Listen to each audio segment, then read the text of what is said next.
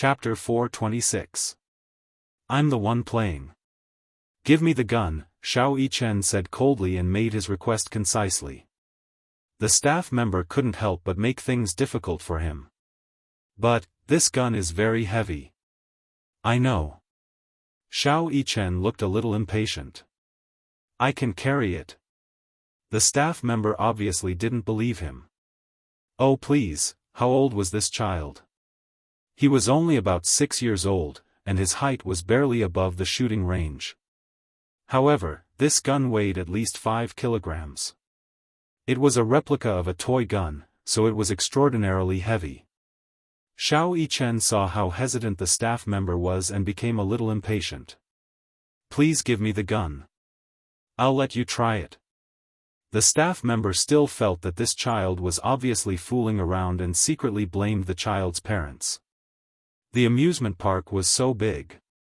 How could they allow this child to run around freely? What if he lost it? However, the staff member thought that Xiao Yichen was quite cute because of his handsome and tender face. Hence, she walked over to him with the gun and held it up for him to test its weight. Before she could say anything, Xiao Yichen nimbly took the gun from her and easily hugged it in his arms.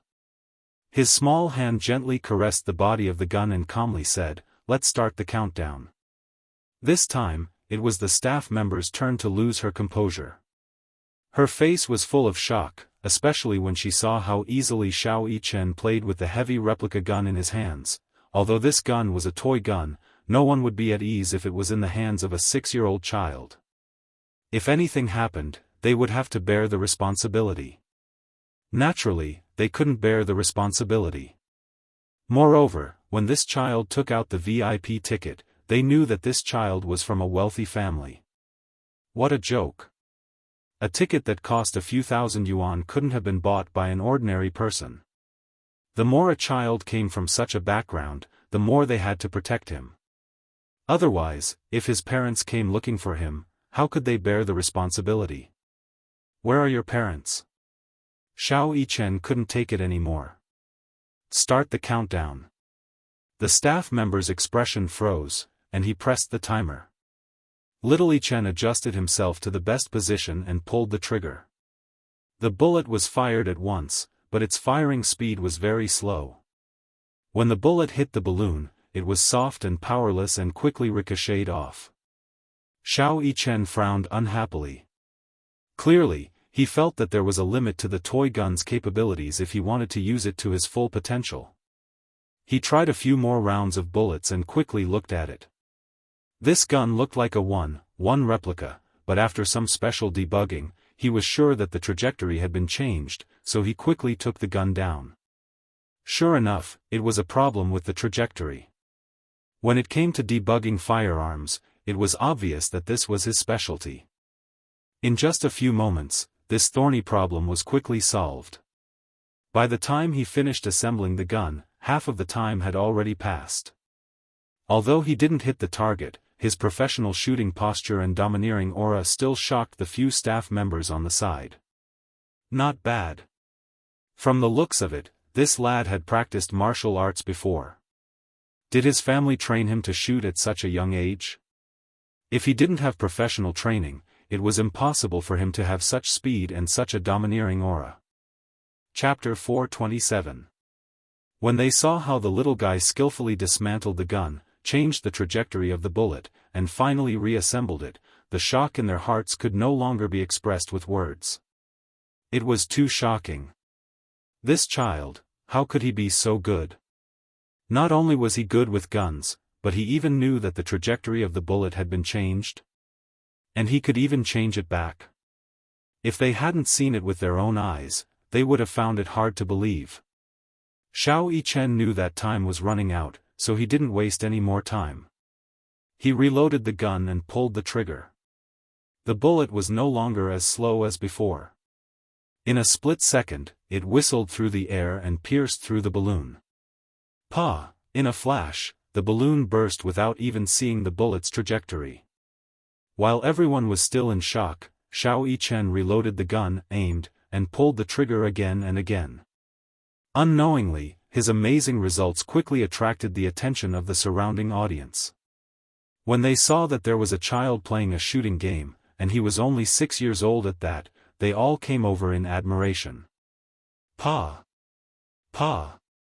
Pa!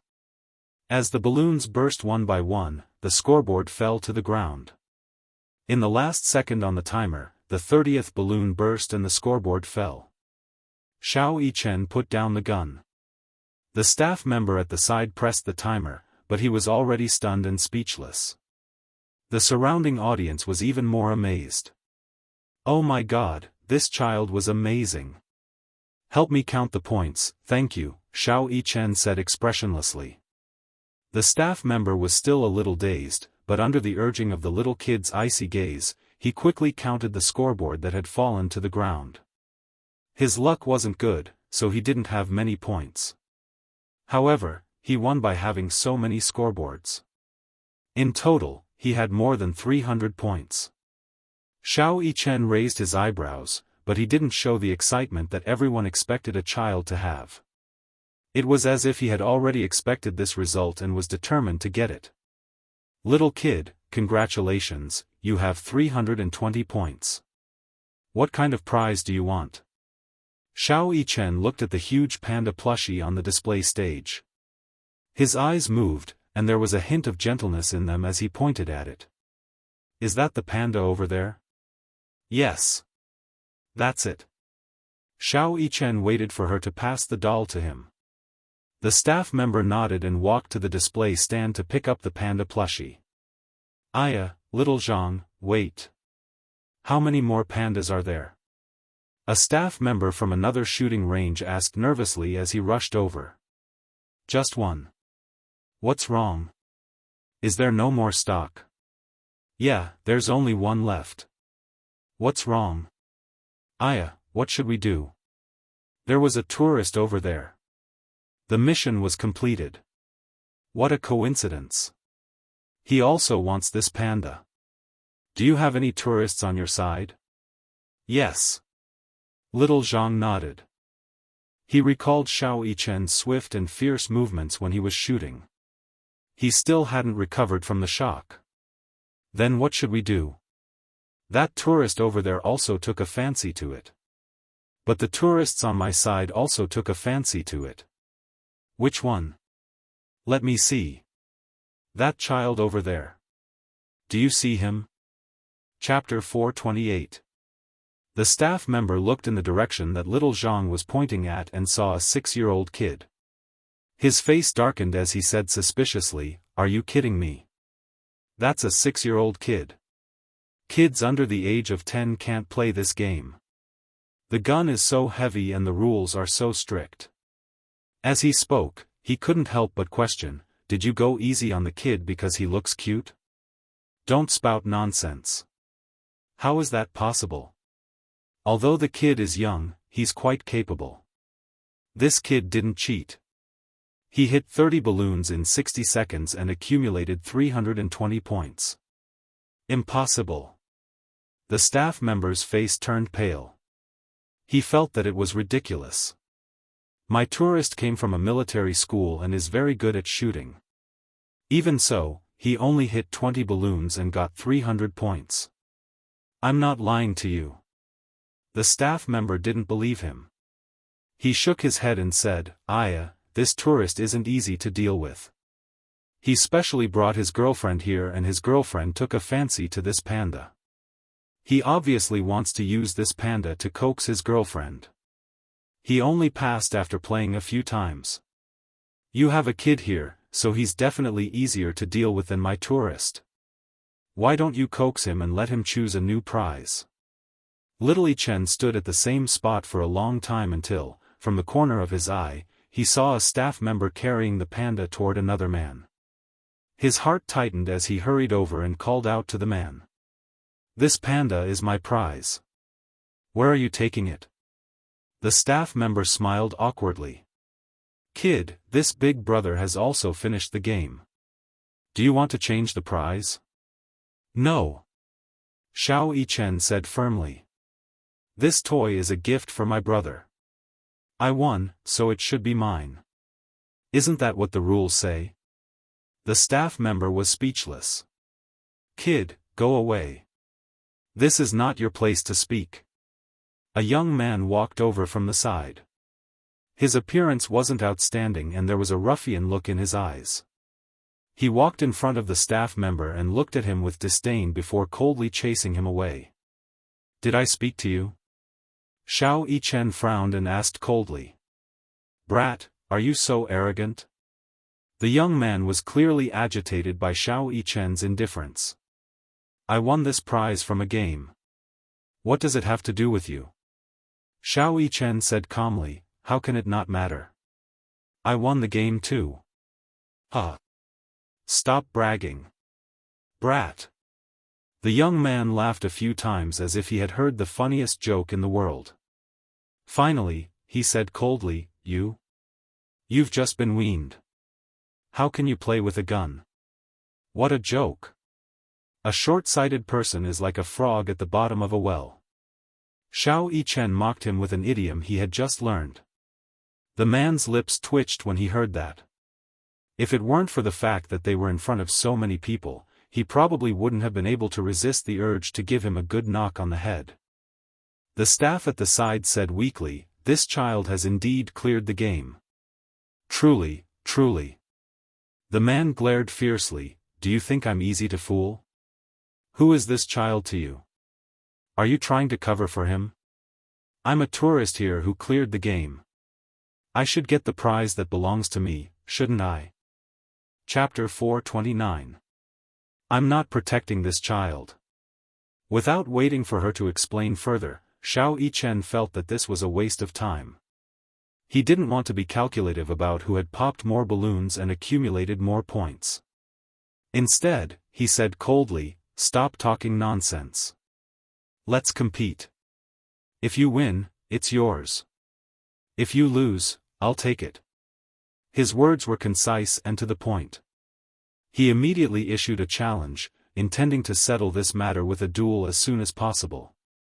The young man looked at his cold eyes and the fierce aura that he exuded. For some reason, he felt a little weak. Xiao Yichen felt that the young man was a little wishy-washy. He was only good at talking, but when it came to competing, he obviously didn't have the confidence. Actually, the young man wasn't feeling guilty. He just didn't want to compete with this child. Regardless of whether he won or lost, he would lose face. Even if he won, it wouldn't look good. However, his girlfriend was angry and said that if he didn't win the panda, she wouldn't forgive him. She was sitting on the bench, huffing and puffing. In order to make her happy, he went through a lot of trouble to complete the game.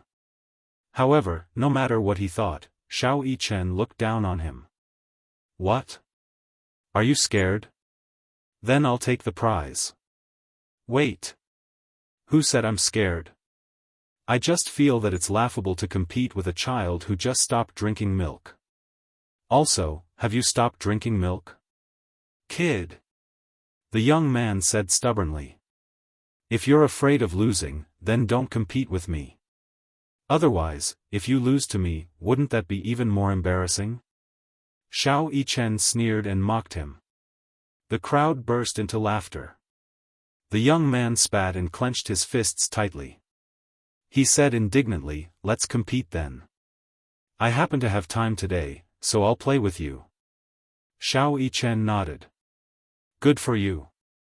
His words made the young man's face turn ashen. His expression was extremely ugly. He walked up to the staff member and flashed his VIP ticket. He then said, I'll compete with that person again. Whoever wins will take this panda away. The staff was in a bit of a dilemma. After all, this game station was not a competition stage. It was unprecedented for two people to compete on the same stage. There were still many tourists lining up. What if it caused other tourists to be dissatisfied? However, when they heard that the child was going to compete with a young man in a shooting game, the tourists who were originally queuing up formed a circle. Clearly, they wanted to watch the show. Humans always love to watch a good show. Moreover, this time, it was no other than a 6-year-old child competing with an adult. And such an adorable little one at that. This was truly astonishing. They were quite curious as to whether this child was capable or not. Was it the child's words that carried no harm, or was it a young talent? Therefore, everyone was curious and wanted to know who would win in the end. The man was in a difficult position. Now that the people around him were jeering with the attitude of watching a good show, he didn't have the chance to back out now. However, on second thought, how capable could a 6-year-old child be? He had served in the military before. No matter how amazing this 6-year-old child's shooting skills were, it would be difficult for him to compare. Moreover, he wasn't the one who wanted to compete. Chapter 430. With that thought in mind, he stopped worrying and stood in front of the shooting platform. He rubbed his palms together, eager to give it a try. Little Chen, on the other hand, had the foresight this time. Previously, he did not know that the gun's trajectory had been changed, so he wasted half of his time. This time, he wanted to adjust the gun's trajectory in advance before reassembling it. After all, he could not afford to make any mistakes when competing with other people. He was determined to win this panda. The man watched him dismantle and reassemble the gun from the side, secretly laughing in his heart. This kid is a prodigal. What does a 6-year-old kid know about guns? Can he know better than me? Dismantling and reassembling the gun, the kid might accidentally lose a part of the gun. When the game starts, the gun won't be able to shoot. Don't blame me for being heartless. Are you ready? The staff member held the timer and saw that both sides had already raised their guns and were eyeing the balloon board covetously, so he said, "Begin." As soon as he finished speaking, the man took the lead and fired the first round of bullets. He opened the door to victory and burst a balloon in an instant. His technique was quite professional, at least he did not look like a layman. When the crowd looked at the other side, they were all stunned. They saw Xiao Yichen aiming at the balloon board. Every bullet he fired hit the balloon accurately.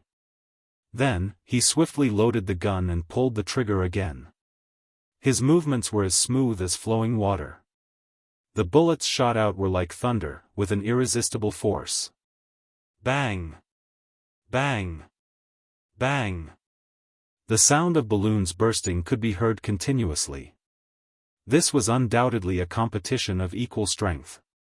No, if the two sides were to be compared, those who were observant would realize that Xiao Yichen's hand speed was faster than the man's by a few seconds. Compared to the man's frantic movements, his face was calm and his posture was as steady as a mountain. Looking at the balloon board, his breathing was calm and his gaze was like a torch. The fierceness and murderous intent in his eyes was not something a child should have. His movements were unbelievably coordinated. The whole process was seamless, as if he and the gun had become one. Their coordination was perfect. The speed of the cutting was too much for the eyes to take in. This was clearly a one-sided showdown. Everyone was dumbfounded by what they saw. In comparison, this child was the real expert. While they were curious about how a 6-year-old child could be so accurate with a gun, time passed quickly. Soon, a countdown was announced. 8, 7, 3, 2. At the last second, Xiao Yichen raised his gun and narrowed his eyes coldly. The corners of his mouth suddenly curved into a cold and evil smile. This smile was like a confident smile with victory in his grasp. He pulled the trigger. The bullet pierced the balloon and whizzed away. The last balloon on the balloon board, along with the accumulative points card inside, shattered and fell to the ground with a popping sound. Time's up. The staff called for a halt. However, at this moment, the surrounding crowd fell into a suffocating silence. No one cheered, and no one made a sound. Everyone held their breath and waited for the staff to announce the final result. Chapter 431. The man was obviously very confident in his results. He had counted the number of balloons he had shot. He had shot about 30 balloons, which was better than his previous results. This time, there should be no problems. While the staff was calculating the points, he looked at Xiao Yichen. He saw that the man had his hands behind his back, but his gaze was fixed on the giant panda on the display stand. His balloon board was empty, and there was not a single balloon hanging on it. What was going on? He had shot all the balloons? How was that possible? After the two staff finished calculating the final points, they walked into the crowd and began to announce the results. This gentleman's final result is that he has shot 35 balloons, and he has accumulated 400 points. When the man heard the results, he waved his fist in the air. He felt that he was going to win this duel. However, his smile froze on his face when he heard the next result. This kid's result is that he has shot a total of 108 balloons, and he has accumulated 1,025 points. The crowd erupted into thunderous cheers. Unbelievable! This was a miracle. At the same time, many people in the crowd were mocking him. Hee, a grown man can't even beat a kid, and he's still so full of himself. You didn't hear it just now. I was behind him in line. He kept bragging in the crowd, saying that he used to be a soldier and that he had touched more guns than breasts. He's an ignorant and incompetent ruffian. How can he be a soldier? Don't embarrass the soldiers.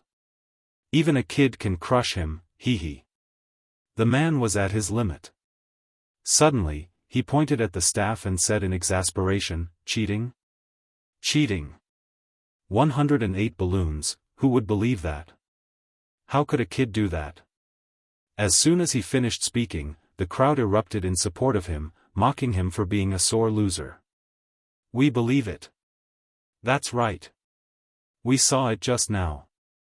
This kid is better than you. Just admit defeat. You're a grown man, but your skills are inferior, and you can't afford to lose. This kind of gun is able to explode balloons because of experience and skill. 60 seconds, only 60 seconds.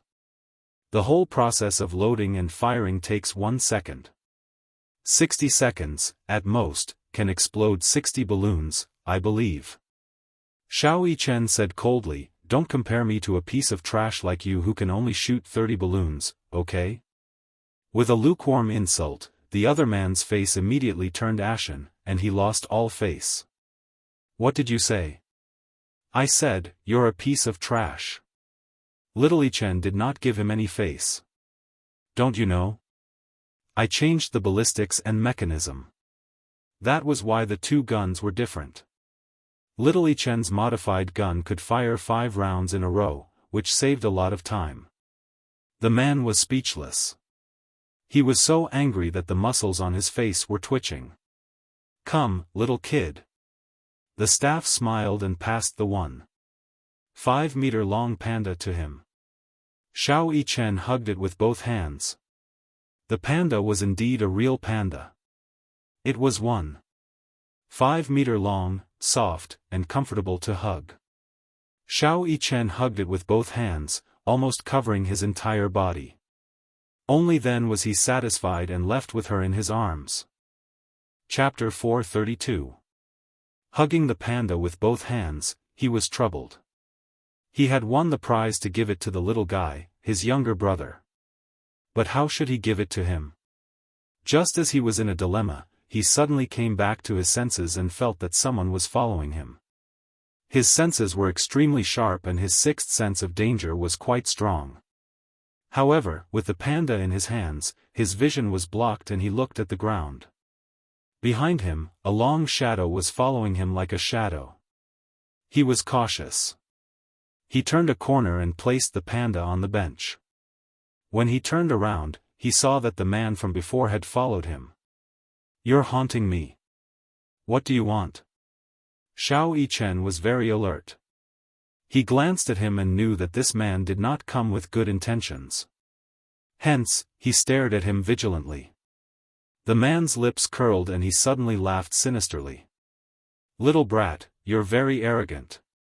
Do you know that you've embarrassed me today? This stinking brat came out of nowhere and made him lose all his face. He didn't expect that his girlfriend had also seen the duel just now. Her boyfriend had actually lost to a 6-year-old brat. Naturally, the outcome was to ruthlessly ridicule him. Hence, he was even more embarrassed. He was born into a proud family and entered the army at the age of 18. He was proud of his good family background and had never taken anyone seriously. Now that he had suffered such a huge loss at the hands of a 6-year-old brat, he naturally had a bellyful of anger that he had nowhere to vent. For some reason, he followed them here. Damn it! Little brat, you embarrassed me so much. How are you going to compensate me? Go back and practice your marksmanship so that you won't lose to a 5-year-old brat again. Xiao Yichen said coldly and mercilessly. You, damn it! You're asking for a beating. As he said that, he stuck his hand into his pocket and kicked at him. In the blink of an eye, in the blink of an eye. Xiao Yichen moved like lightning and dodged the attack easily. Before the man could retract his leg, he used his palm to strike the weakest part of the man's knee. No matter what kind of hellish training a child received, it was inevitable that there would be a huge difference in strength between an adult man who had undergone the same training. However, that did not mean that he was soft bun. He struck the weakest part of the man's knee with his palm. His strength was not as great as the man's, but he was familiar with the weakest acupoints in the human body. Accompanied by a twitching pain, the man groaned. His legs gave way and he knelt on one knee. Xiao Yichen followed his example. He stretched out his leg and kicked the man's crotch. You. The muscles on the man's face twitched violently. His eyes were bloodshot and gloomy. He glared at Xiao Yichen and threw a punch at him. If the kick just now was said to have held back some of his strength, then this punch was full of strength, mixed with the force of a thunderbolt. There was no doubt that if this punch landed on a child's body, even if the child's bones were not broken, they would definitely be dislocated and injured. Xiao Yichen sneered. He had expected that the man would make such a move when he was in pain. As he dodged the attack, he stretched out his palm and grabbed the man's wrist. With a twist, he dislocated the man's wrist joint. Chapter 433. At the same time, he imitated the man's actions and punched him in the face. The most vulnerable part of a person's facial features was the bridge of their nose. Xiao Yichen aimed his fist at the bridge of the nose and punched it. A cracking sound was heard, as though the bridge of the nose had been broken. Xiao Yichen was going to return an eye for an eye for an eye. The man couldn't react in time. He was in so much pain that he broke out in cold sweat. In a fit of rage, he bared his fangs and brandished his claws as he pounced on Xiao Yichen. It was as though the person standing in front of him was no longer a 6-year-old child, but an opponent who was on par with him. Xiao Yichen remained calm as he watched the man pounce on him. He leaped back a few steps like a cat and dodged the man's attack. Following that, he delivered a roundhouse kick to the man's jaw. The man's body stiffened as he clutched his dislocated jaw and knelt on the ground. Xiao Yichen casually walked over and stomped on the back of the man's hand with his sneakers. He grabbed the man's hair, clenched his right hand into a fist, and punched the man's broken nose thrice. Ouch! The man howled in pain. The excruciating pain made him lose all strength to resist. Xiao Yichen let go of the man's hand, and the man's body went limp and fell to the ground. Get lost. Xiao Yichen felt that the man was blocking his way, so he kicked him to the side. He took out a wet wipe and carefully wiped off the blood on his hand. It was the man's nosebleed. Xiao Yichen frowned in disgust. He was a clean freak, so one wet wipe wasn't enough. He took out a few more and wiped his hand before throwing them on the man's face. He took out a lollipop, slowly tore off the wrapper, and put it in his mouth. Then, he picked up the panda and looked coldly at the man on the ground who refused to move. You can't even withstand a single blow. Then, he stepped on the man's back and walked away. Jianghu, and the other three chatted casually as they walked. Compared to her previous coldness, after chatting for a while, Xianxia gradually became familiar with her, but even so, she still didn't talk much. She was a slow person to warm up to others. When she interacted with others, she always gave people a cold feeling at first, as if she was quite unapproachable. But when they were really close, as a friend, Xianxia was still relatively gentle. Jianghu suddenly remembered something the class leader told her before, so she pretended to mention it casually. "Xianxia, did you know that our class has a reunion every year? But it's been 6 years, and you're the only one missing. Everyone feels very lonely. The class monitor has always had a wish, and that is to have our class reunion together. What do you think?" Xianxia suddenly fell silent for a moment. Class reunion, what she meant was that she was inviting her to participate. However, she did not have much desire to do so. It was not because of anything else, but because she felt that everyone in the class was so unfamiliar to her after being classmates for 4 years. To her, a reunion would only be awkward. Chapter 434. "Xianxia, you don't have to think too much about it. I know what kind of grievances you've suffered in university, but who doesn't have such twists and turns in their youth? All these joys and sorrows are now in the past. Now, when classmates gather together, it's more about reminiscing about their youth. After all, it's hard to erase the feelings of being classmates for 4 years. Yes, I know." Tianyu walked to the side and listened in silence. When he heard that his mommy seemed to have suffered a lot in university, his heart ached slightly. It should have something to do with him. He had more or less heard from Yun-na that his mommy had put in a lot of effort to take care of him in university. In school, rumors about his mommy's unmarried child had spread like wildfire. When the school heard about it, they almost expelled her from school. Thinking of this, he did not know why, but even though he knew that this matter had nothing to do with Jianghu, he felt a little disgusted with her. Why did she talk about the past in such a nonchalant tone? Could it be that the so-called pain had become a memory and was no longer painful? Not to mention feeling empathy. How could one know how painful it was if they were not pricked by needles themselves? She even said that she treated his mommy as a friend, but he knew that she was up to no good. Jianghu did not notice the silent and indifferent Yun Tianyu at the side. Naturally, she did not know what the little lad was secretly criticizing her in his heart. She was only trying her best to persuade Xianxia. "Xianxia, do me the honor of attending the class reunion next month. Just take it as giving me some face, that's fine. Everyone misses you. I wonder how you've been for the past 6 years. Are you doing well?" As she spoke, she took out a text message to show her. "Look, the class monitor specially instructed me to invite you. Such a difficult task has fallen on me.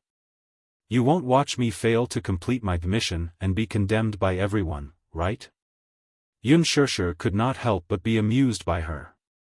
"Why are you exaggerating?" "Exaggerating? This isn't an exaggeration at all. It's been 6 years, we haven't seen each other for 6 years. How many 6 years do you have in life? When you graduate, you disappear without a word with your diploma. It's rare for me to meet you today. It's fate. No matter what, you must come." Jianghu's attitude was stubborn as she begged again and again. Xianxia couldn't refuse, so she reluctantly agreed. Jianghu was so excited that she jumped 3 feet high. She hugged Xianxia and shouted a few times. Then, she immediately shared the news in the WeChat group. The group instantly exploded. Everyone was very excited. Xianxia had once suffered a lot of rumors and slanders, but she was the most popular campus belle in the university. After disappearing for 6 years, all the members of the class had finally gathered. The most excited one was the class monitor. Jianghu teased a few times, obviously in a good mood. Without realizing it, the 4 of them had reached the entrance of the haunted house. Yun Tianyo's interest was piqued and he wanted to go in and play. "Mommy, do you dare to go in and play?" Standing at the entrance of the haunted house, Yun Tianyu smirked as he hugged Yun Shishir's arm. Yun Shishir looked at him in surprise. "You want to play?" "I want to play, I want to play," he said coquettishly. "I want mommy to play with me." Chapter 435. It's very dark inside, though. Yun Shishir was a little afraid of the dark. Yun Tianyu smiled. "What are you afraid of, mommy? You have me, don't you? This is an adult attraction, are you really not afraid?" In order to cater to the youths, Fairy Tale Valley also had attractions for them. Among them, the haunted house was the most popular, but because it was geared toward the youths, its terror index was quite high. Children above the age of 5 and below the age of 10 had to be accompanied by their parents to participate. Yun Tianyu was not afraid, though. He was the one who came up with a few segments of this attraction. What was there to be afraid of? It was all fake. "I'm not afraid, I'll protect mommy." "Okay." Yun Shishir naturally let him be. She turned to ask Jiangli, "Do you guys want to play?" "No, our Xianxian is afraid of the dark and ghosts. You guys should play. I'll wait for you outside." Jiangli smiled helplessly. "Okay. You guys can go to other attractions to play, too. It's fine. I'm tired, too. I'll bring Xianxian to the rest area for a while," Jiangli said as she carried Xianxian away. Xianxian was obviously unwilling to leave. She waved her hands at Yun Tianyu reluctantly.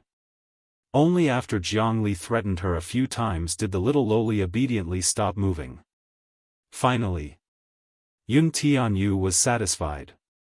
His motive for choosing the haunted house was to get rid of this annoying brat. He was just enjoying some alone time with his mommy when this brat appeared out of nowhere and kept sticking to him. Yun Tianyu was very depressed. The queue was very long.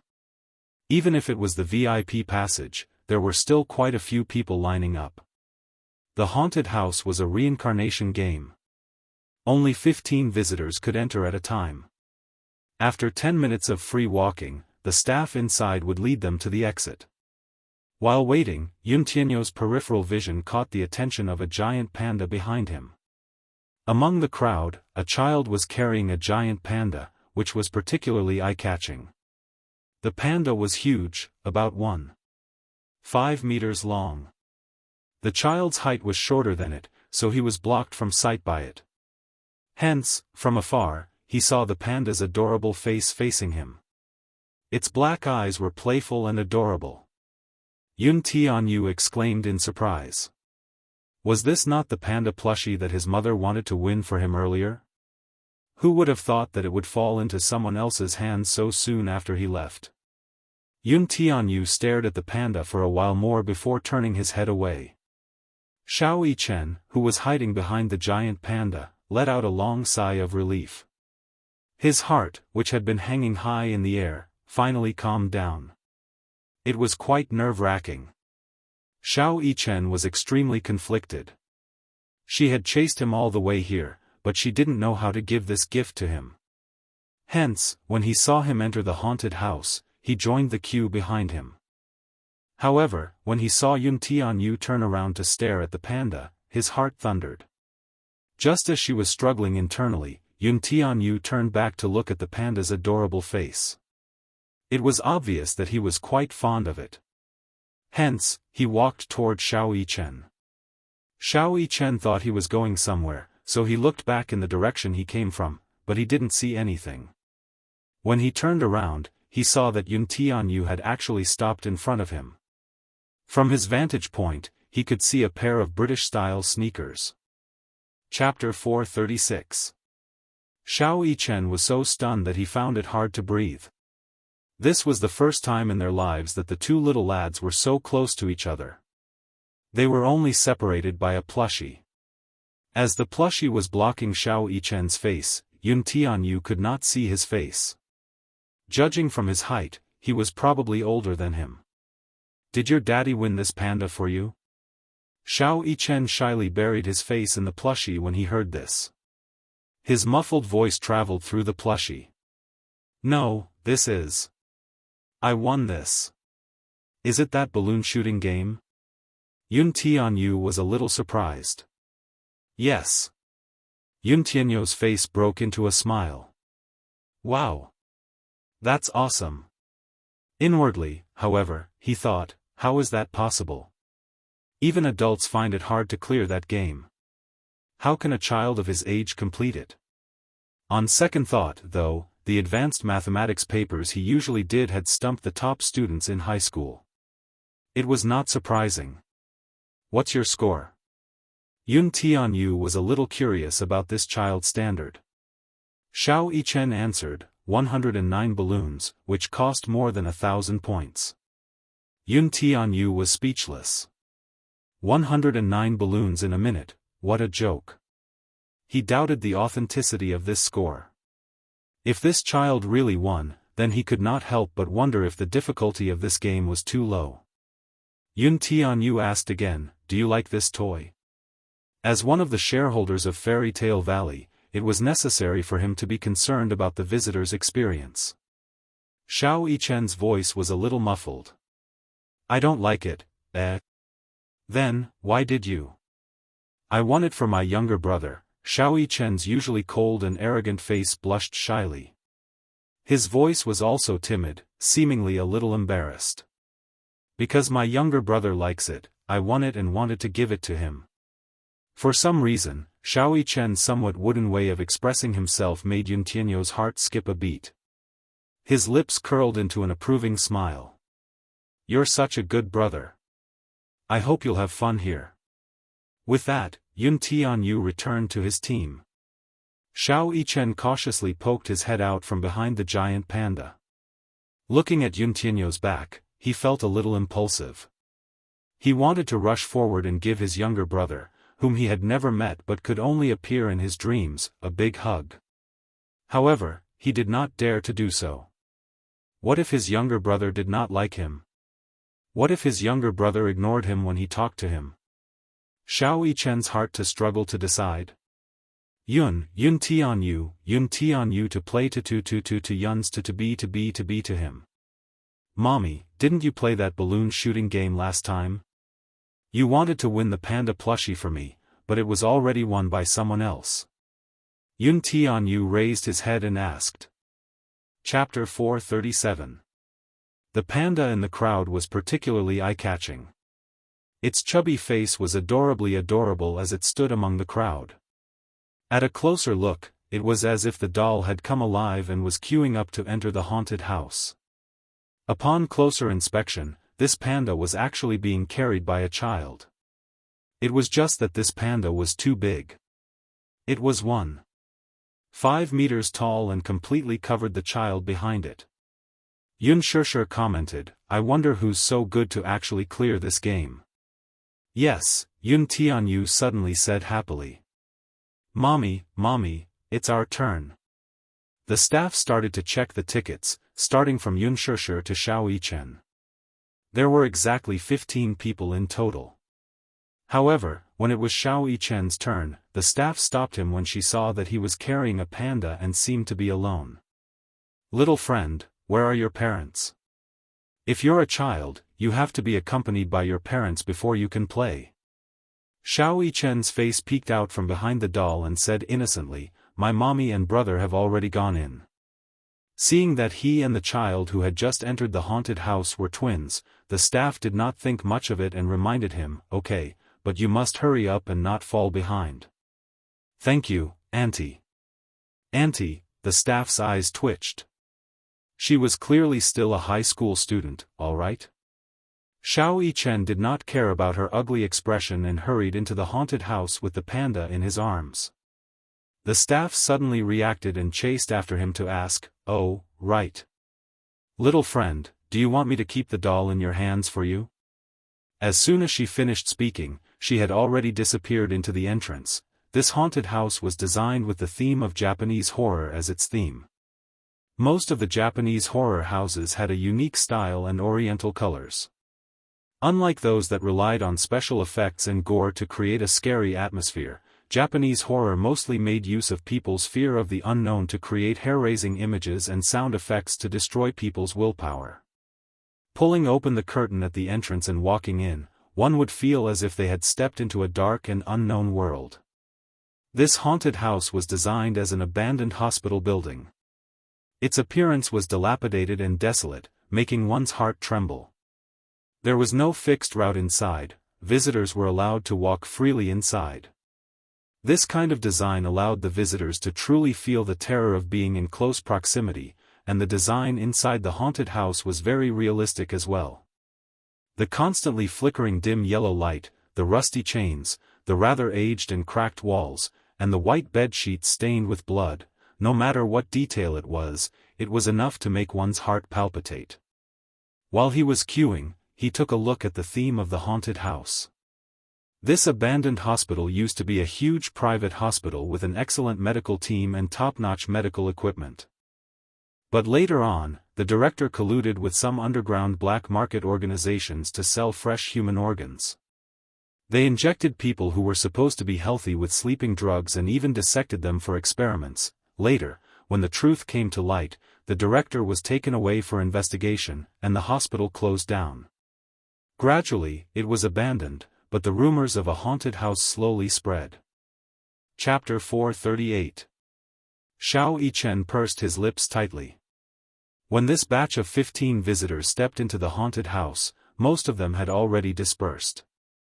He tried his best to keep up with Yun Shishir and Yun Tianyu, who were walking in front, based on the sound alone. He was a little afraid of the dark, especially in such an environment. It was inevitable that he would feel a little flustered. Hence, the little guy could not help hugging the panda tighter, as if this could ward off some of his fear. Yun Shishir and Yun Tianyu walked in front. As the haunted house was very dim, and Yun Shishir was also a little afraid of the dark, she walked very slowly. Yun Tianyu walked beside her with a calm look on his face. It was not because of anything else but because this haunted house was in its operational stage. He was among the first batch of people to try it out. He was very clear about the mode, the traps, and even the staff who would suddenly appear and pretend to be ghosts to scare people. Hence, the route he took with Yun Shishir was relatively safer. There were fewer traps, but there were not many people pretending to be ghosts. Along the way, there were no staff members pretending to be ghosts to block their way. Gradually, Yun Shishir relaxed a little. Xiao Yichen followed closely behind them. He was so afraid that he did not look at the creepy props. He thought that this haunted house was just for scaring people, but he did not expect the props and scenery to be so realistic. Even though he knew that these were all fake, under such circumstances, it was still quite immersive. Xiao Yichen quickened his pace. When he was about a few meters away from Yun Shishir and Yu, he could vaguely hear the two talking and laughing.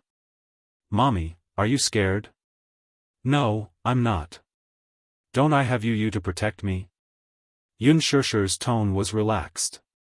She then lowered her head and asked him, "Yu, are you scared? What's there to be scared of?" Yu chuckled in his heart as he held on to Yun Shishir's hand and walked into a pharmacy. There were many glassware in the small room, and there were many organs soaked in formalin. The props were very lifelike, which was really creepy. Not only was Yun Tianyu unafraid, he even scrutinized each and every one of them. Most of the time, before entering a haunted house, the visitors would be eager to give it a try, wondering how scary it would be. However, once they entered the haunted house, they were all focused on running toward the exit. They had no time to look at the scary scenery inside the haunted house. As a result, many haunted houses had very crude sets. However, the haunted houses in Fairy Tale Valley had very detailed decorations, and they strived for realism. Due to the high terror factor, the haunted house was equipped with many first aid stations. Once you reached the first aid station, there would be workers to lead you out of the haunted house. Xiao Yichen watched them tour the pharmacy from afar. Suddenly, he heard a series of quick footsteps behind him. His senses were very sharp, whether it was his vision or his hearing. Coupled with his high vigilance, he couldn't help but stop in his tracks and frown. In the silence, the sound of footsteps was very clear. Xiao Yichen threw the panda on the ground and hid in a corner. He saw a man slowly walking to his previous position. His attire was dark, as if he was trying to hide it from others. He was wearing a cap, so it was impossible to see his face clearly. Xiao Yichen sized him up carefully and saw that his hand was still clasped around his waist. Chapter 439. His eyesight was very sharp in the dark, so he could tell at once that the bulging silhouette was a gun. From its silhouette, he could tell that it was a desert eagle. It was very powerful and had a strong penetrating power. A gun? Why would this person have a gun? How did he pass the security check with such a terrifying weapon of mass destruction? Before Xiao Yichen could be surprised, he saw the man kick the panda aside and walk forward. He slowly stood up and suddenly thought of Yun Shishir and Yun Tianyu. Knowing that something was wrong, he cautiously followed the man. Inside the pharmacy, Yun Tianyu was not aware of the approaching danger. Instead, he was studying the props in the glassware with great interest. Yun Shishir watched from the side with trepidation. She felt that such a haunted house was not for a child of Yun Tianyu's age. What worried her more was that Yun Tianyu did not seem to be afraid at all. Instead, he seemed to be curious about the setting. She was a little regretful and worried that it would negatively affect the child's mentality. Yu, let's go. It's a little spooky here. Yu raised his head and saw Yun Shishir's uncomfortable expression. He immediately said, okay.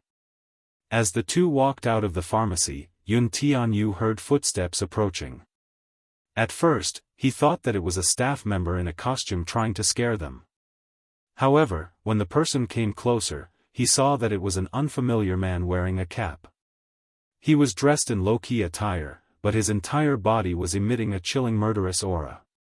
This was especially so for the pair of eyes under the cap. When he raised his head slightly, his eyes revealed a sharp and frightening glint. Yun Tianyu was slightly startled and became vigilant. This was because he remembered that he was not among the visitors queuing to enter. He was not a visitor. Yun Tianyu subconsciously stood in front of Yun Shishir and stared fixedly at the man. He saw the man's hand on his waist move and take out a black object. Due to the dim lighting, Yun Tianyu had a slight case of night blindness, so it was difficult for him to distinguish things in the dark. However, Yun Shishir, who was behind him, clearly saw that the black thing was a pistol. She sucked in a breath of cold air as a terrifying chill rose from her heart.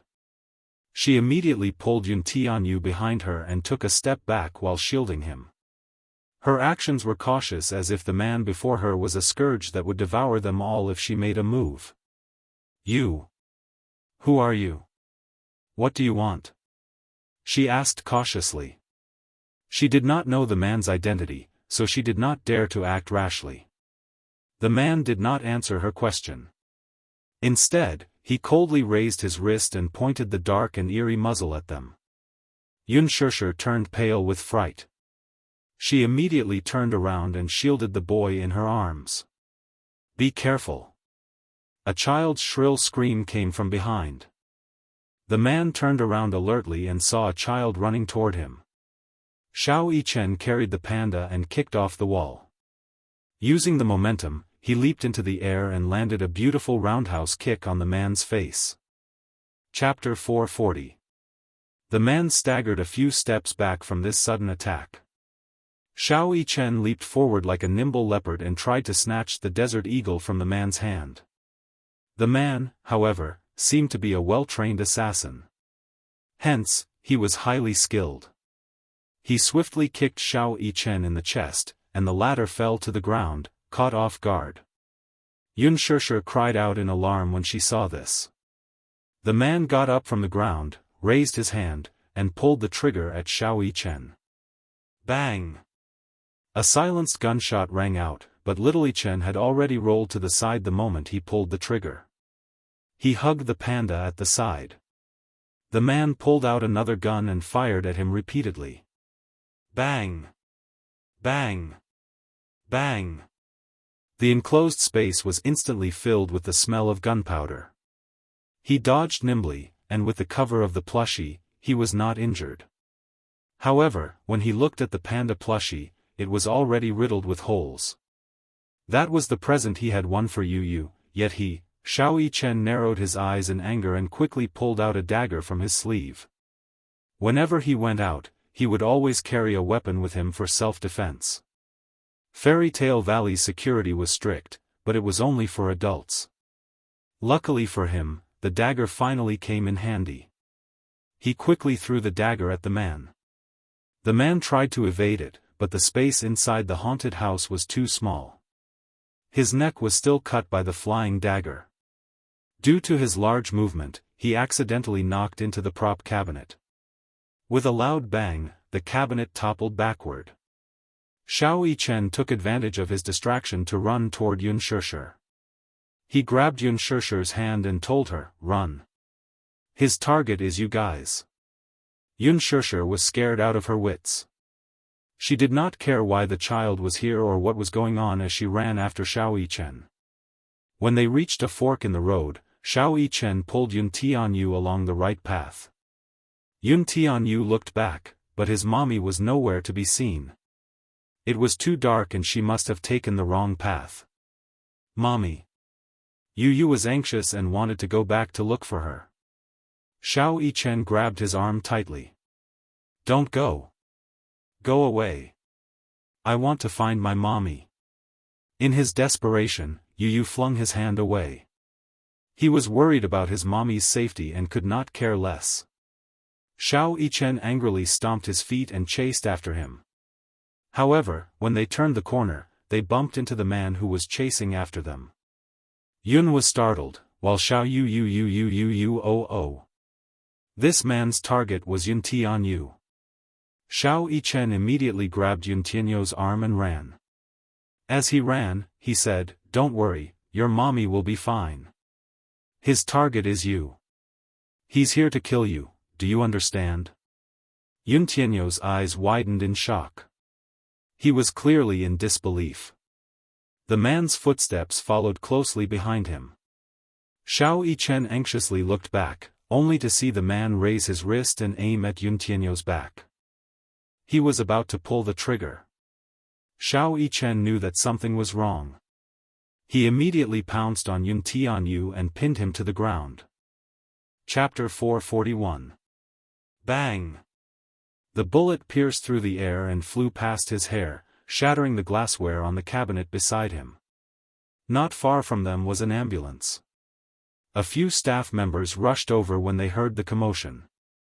Xiao Yichen seemed to have grasped at a life-saving straw as he shouted, "Uncle, uncle, someone's trying to kill us. Someone's trying to kill us."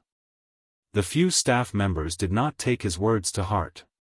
In the haunted house, most of the frightened visitors would shout for help like this. In fact, they were all frightened by the ghosts. Hence, they walked over and said with a smile, "Kids, don't be afraid. Uncle will bring you out."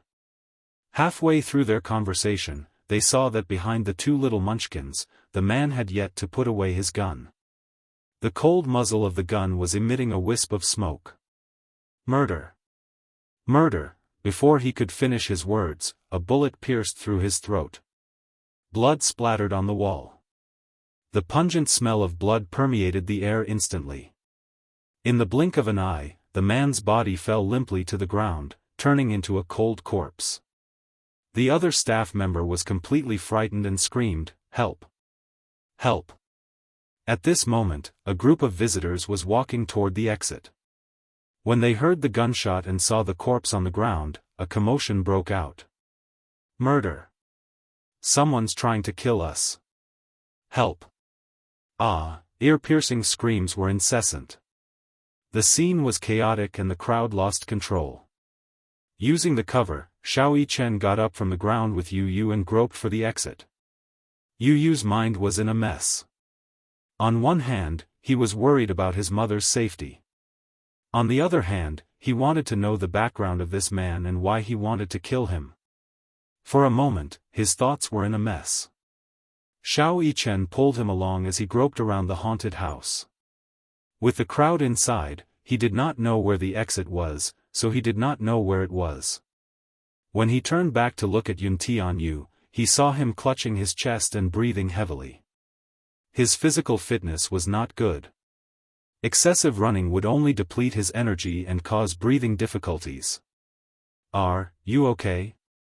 Xiao Yichen looked at him worriedly. Yun Tianyu was panting heavily. His small hand clutched his chest tightly as his face contorted in pain. His left hand fumbled in his trouser pocket and finally found a bottle of medicine. He swallowed the medicine, and his brows relaxed a little. Xiao Yichen could not care less. He gritted his teeth and carried him on his back. Yu Yu's heart skipped a beat. "You, don't speak, it's more important to conserve your energy." Xiao Yichen said this as he looked around. Yun Tianyu took out his phone to check the route. Closing his eyes slightly, every escape route on the haunted house's blueprint appeared clearly in his mind. He slowly said, "I know the way. Go straight ahead and turn left at the end." "Are you sure?" Little Yichen was a little skeptical. "Trust me." "Okay, Following Yu Yu's direction, Xiao Yichen carried him and dashed toward the exit. Yu Yu had a strong sense of direction. Even in the dark, he could tell which way would lead him to the exit with the help of the dim light. Chapter 442. Xiao Yichen carried him on his back with nimble steps. His physical strength was considered outstanding even among teenagers, let alone children of his age. Soon, they successfully escaped from the haunted house.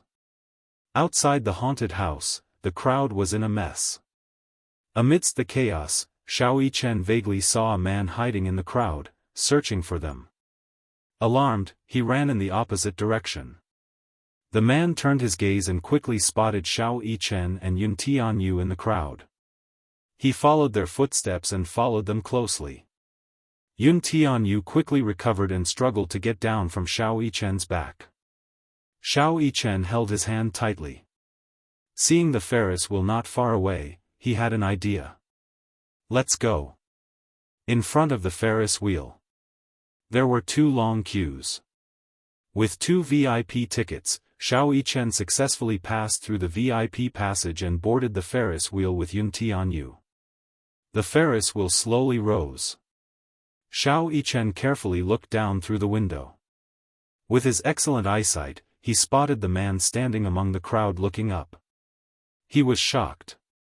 This man was not simple. He did not lose them in such an environment and still managed to catch up with them. Was his tracking ability that good? In contrast to Xiao Yichen's panic, Yun Tianyu calmly sat in his seat and dialed Li Hanlin's number. He requested for a security team to pick them up at the Ferris wheel within 5 minutes. After hanging up the phone, he leaned against a corner. His face was expressionless. Little Yichen turned around and saw that the man's complexion was terrible.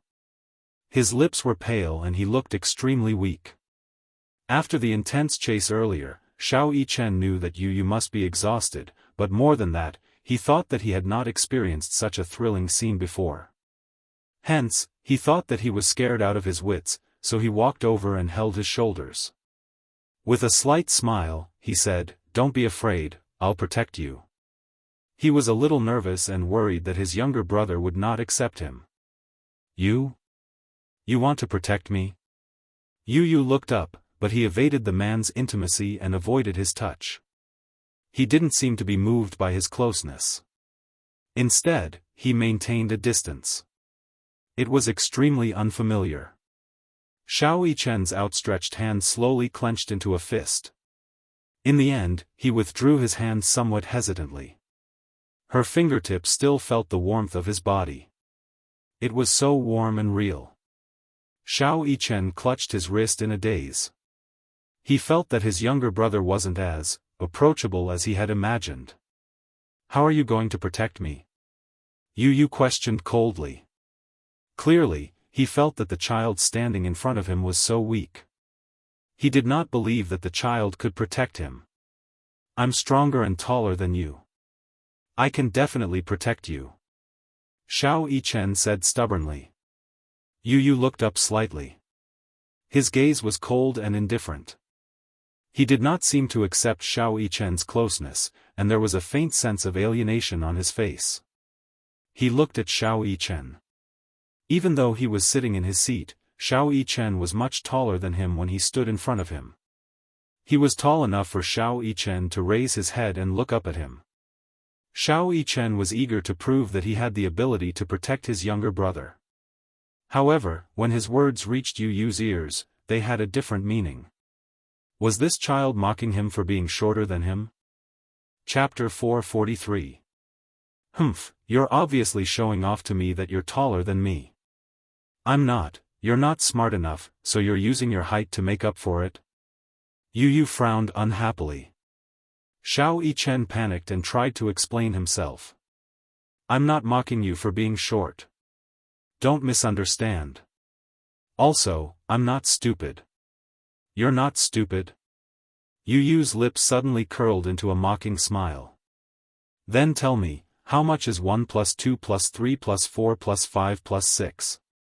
Give me an answer in 5 seconds. Xiao Yichen had no time to protest. He quickly stretched out his chubby little hands and started counting with his fingers. He looked serious and was racing against time. Time's up. What's your answer?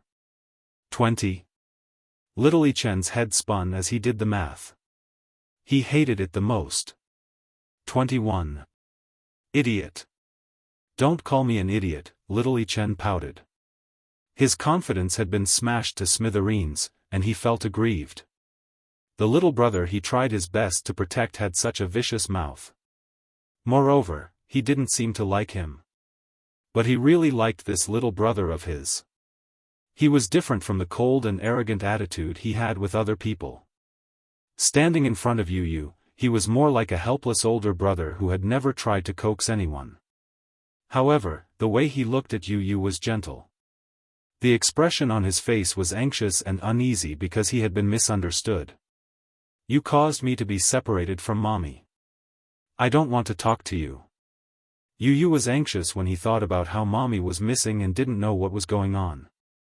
Hence, he turned his head and ignored him. I'm sorry, I didn't do it on purpose. I didn't know she was your mommy, she's your mommy too. You didn't know? Yu glanced at him coldly from the corner of his eyes. His thin lips parted slightly as he said, Mu Yichen, she's your biological mommy. Remember this well. She is my biological mommy? Xiao Yichen was a little confused. Initially, he knew that Yu was his biological younger brother because blood relations could not lie. How could there be a child in this world who looked so similar to him, or even almost exactly the same? The same blood flowed in his veins. Therefore, he had an inexplicable telepathic connection with his younger brother. It had been there for as long as he could remember. He would often have a dream. In the dream, a child with the same face as him was walking far ahead while he chased after him with all his might. There seemed to be no end to the road, and no matter how hard he tried, he couldn't catch up with him. Gradually, as he grew up, he would often feel an inexplicable palpitation, or even heartache. Sometimes, his breathing would suddenly become hurried, and he would faint on the ground without any warning. Regarding his symptoms, the specialists were at a loss. After a series of examinations, they all said that his body was very healthy and did not have any illness or hidden illness. Not a clue. However, these symptoms did not stop there. They would often flare up without warning. As he grew up, his soul seemed to be able to enter that child's body in his dreams. Be it joy, anger, sorrow, or even illness, he could feel it as if it were his own body. He gradually understood that this was probably the shackles hidden in his bloodline. Chapter 444. Hence, when he first saw Yu, he did not even question his identity and was certain that he was his younger brother. This was because the feeling this child gave him was exactly the same as in his dream. What he did not know, though, was that his biological mother was Yun Shishir. His first reaction was that Yun Shishir was Yun Tianyu's foster mother.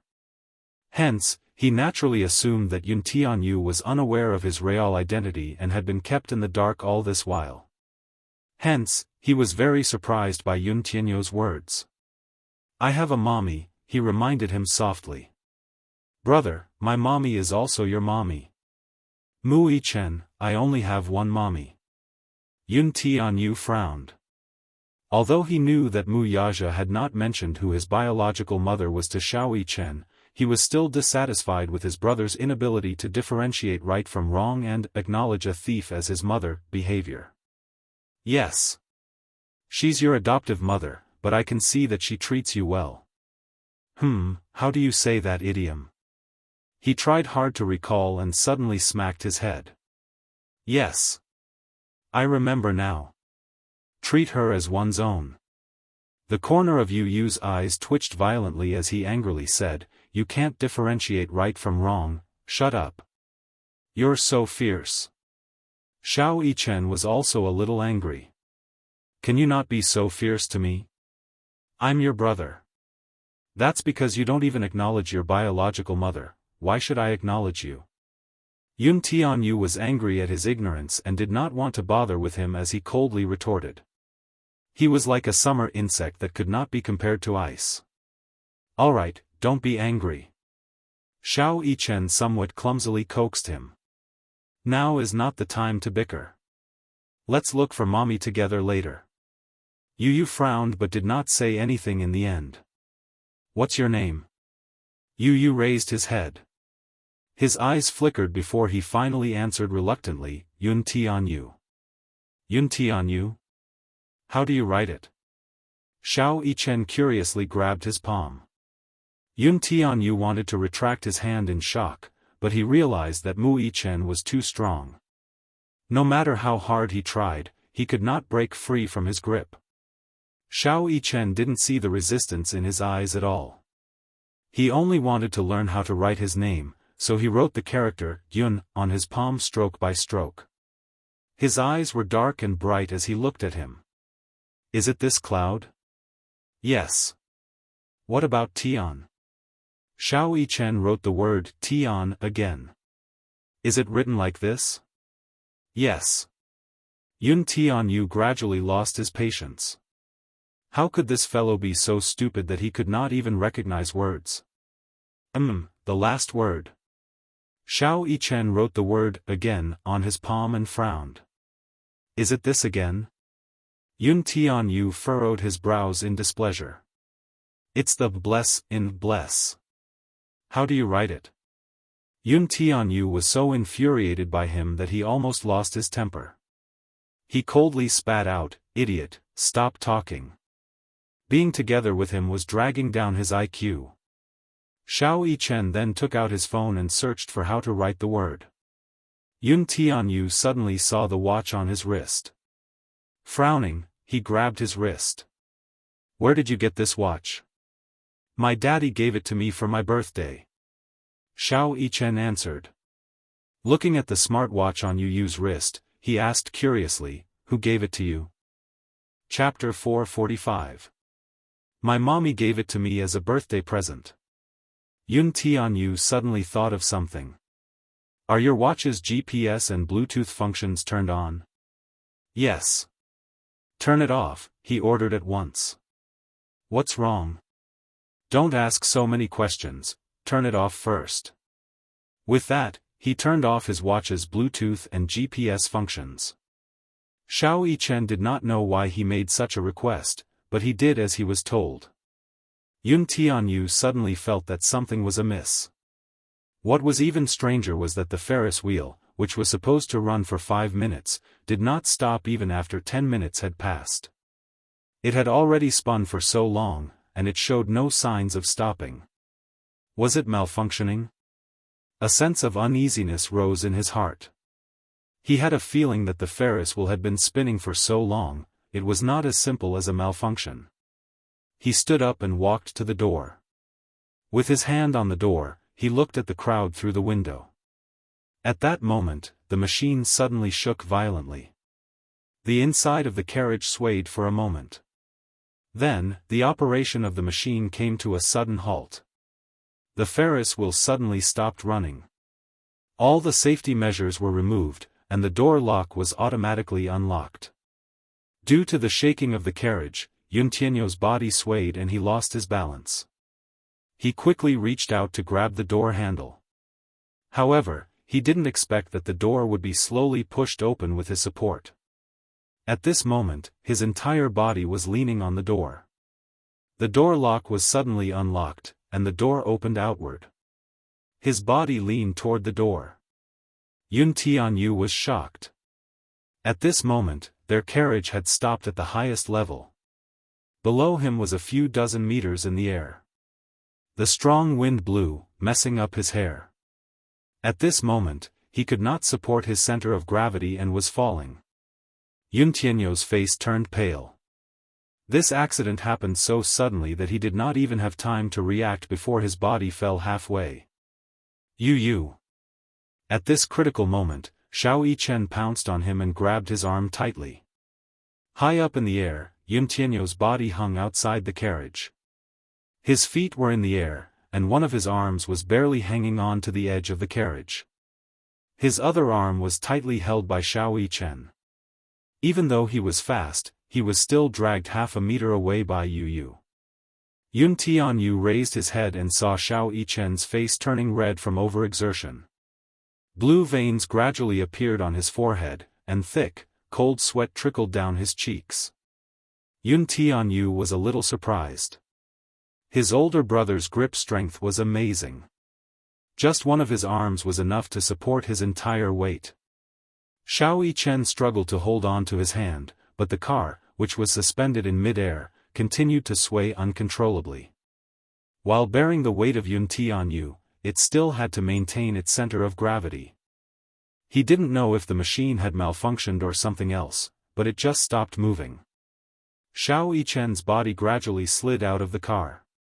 Seeing that the two little munchkins were about to fall out of the car, Xiao Yichen gritted his teeth and reached out to grab hold of the window. Only then did he manage to stabilize the situation. Yun Tianyo's arm, which was being held tightly by him, was obviously strained. The sharp pain from the tearing of his muscles made him break out in cold sweat. Xiao Yichen was not in a better state. His one arm was bearing almost all of Yun Tianyo's weight. If not for his training, his arm would have been dislocated by now. Chapter 446. Hold on to me, don't let go. Xiao Yichen squeezed out these words with much difficulty. Yun Tianyu grabbed Mu Yichen's wrist. He could feel his trembling wrist. His heart ached as he looked at the latter's face, which was covered in cold sweat. He clenched his teeth tightly as he tried to think of a way to climb into the car. He knew that Xiao Yichen could not hold on for long. However, the car was already swaying due to the tilt. He could feel the vibrations coming from the car with just a slight movement. After a few attempts, Yun Tianyu gave up. At this moment, he had calmed down as fast as he could and was thinking of a way to turn the situation around. As he pondered, beads of cold sweat rolled down from his forehead to his cheeks and were blown away by the strong wind. On the one hand, it was because of his nervousness and fear. He knew very well that a child's endurance was limited. Even if little Yichen was unwilling to let go of his hand in order to save him, his arm would cramp, dislocate, or even break under the heavy weight for a long time. When that happened, both of them would lose control and fall to the ground. In order to hold on to him, Xiao Yichen exerted all his strength. He gritted his teeth so hard that he wanted to break them. He was so focused on this that he did not have the energy to think of anything else. The situation was at a stalemate. After being separated from the two little lads, Yun Shishir fumbled around the haunted house for quite some time. Perhaps it was because when a person was extremely worried about another matter, they would not be afraid of certain terrifying things. Therefore, when she accidentally fell to the ground and touched a prop of a rotten corpse, she did not feel the slightest bit of fear. She was only thinking about how the two children were doing. Were they all right? She was so worried that she was about to cry. She had a terrible sense of direction. When she finally found the first aid station, there was no one there. However, she was lucky enough to find a survival blueprint on the table. She held it in her hands as if she had found a treasure. Following the escape route outlined on the blueprint, she finally ran out of the haunted house. However, she saw that the crowd outside was in a mess, and there were people shouting for help from time to time. Xianxia kept searching for Yu and Xiao Yichen in the crowd. She was so anxious that her voice trembled. "Sorry, have you seen 2 6-year-old children? Hello, may I ask if you've seen the 2 children?" Many people turned their heads indifferently. In her anxiety, Xianxia heard someone in the crowd say, "Quick, go take a look. The Ferris wheel has malfunctioned, and the 2 children are trapped on it." When she heard this, she immediately pushed the crowd. She grabbed the man's collar and asked in a panic, "What did you say? You said that 2 children are trapped on the Ferris wheel?" "Yes." "What kind of children are they?" "I can't see clearly. I only know that they are 2 children." As soon as he said that, Xianxia immediately ran in the direction of the Ferris wheel. Chapter 447. Li Hanlin was on high alert. No matter who they were, even if they were children, he ordered them to stay away. When Xianxia arrived at the scene, she was, without exception, chased away by the security personnel. She was in a daze as she was constantly pushed and even warned. As she was being pushed, she looked up and saw the 2 children hanging from the Ferris wheel. Her eyesight was not good, but from the color of their clothes, she could tell that the children hanging outside the window were Yu. Yu. She cried out in alarm and immediately struggled to get up. She cried and shouted, "The 2 up there are my children. Something happened to them. I can't leave, I can't leave." The security guards did not listen to her explanation. Li Hanlin had ordered that no matter who they were, they should stay away and not get close. Xianxia held back her tears and said, "I don't know who gave you the order, but please understand that I am the mother of those 2 children. Please tell them to let me go." The 2 security guards looked at each other. In the end, they still felt a little sympathetic. Seeing that there was nothing suspicious about her, they didn't dare to take it lightly and sent someone to report it. Not long after, Li Hanlin arrived. When he saw that it was Xianxia, he immediately said, "Miss Yun, you're here. Principal Li, why are you here?" Xianxia was shocked, but she did not have time to think. Yu is up there. My 2 children are up there. What should I do?" "Don't panic, I've already sent someone to think of a way." Li Hanlin held the walkie-talkie. "When will the emergency backup arrive?" "Mr. Li, we're already thinking of a way," the person reported. D****. Li Hanlin gritted his teeth and cursed. The staff had just reported that the Ferris wheel had malfunctioned, not because of the machine, but because of human error. Human error. This meant that the Ferris wheel malfunction was not accidental, but premeditated. He had sent someone to check the surveillance footage, but before the Ferris wheel malfunctioned, the closed-circuit system had been cut off, so all the surveillance footage during that period of time had been lost. Right now, he couldn't think of anything else. He could only wait for help.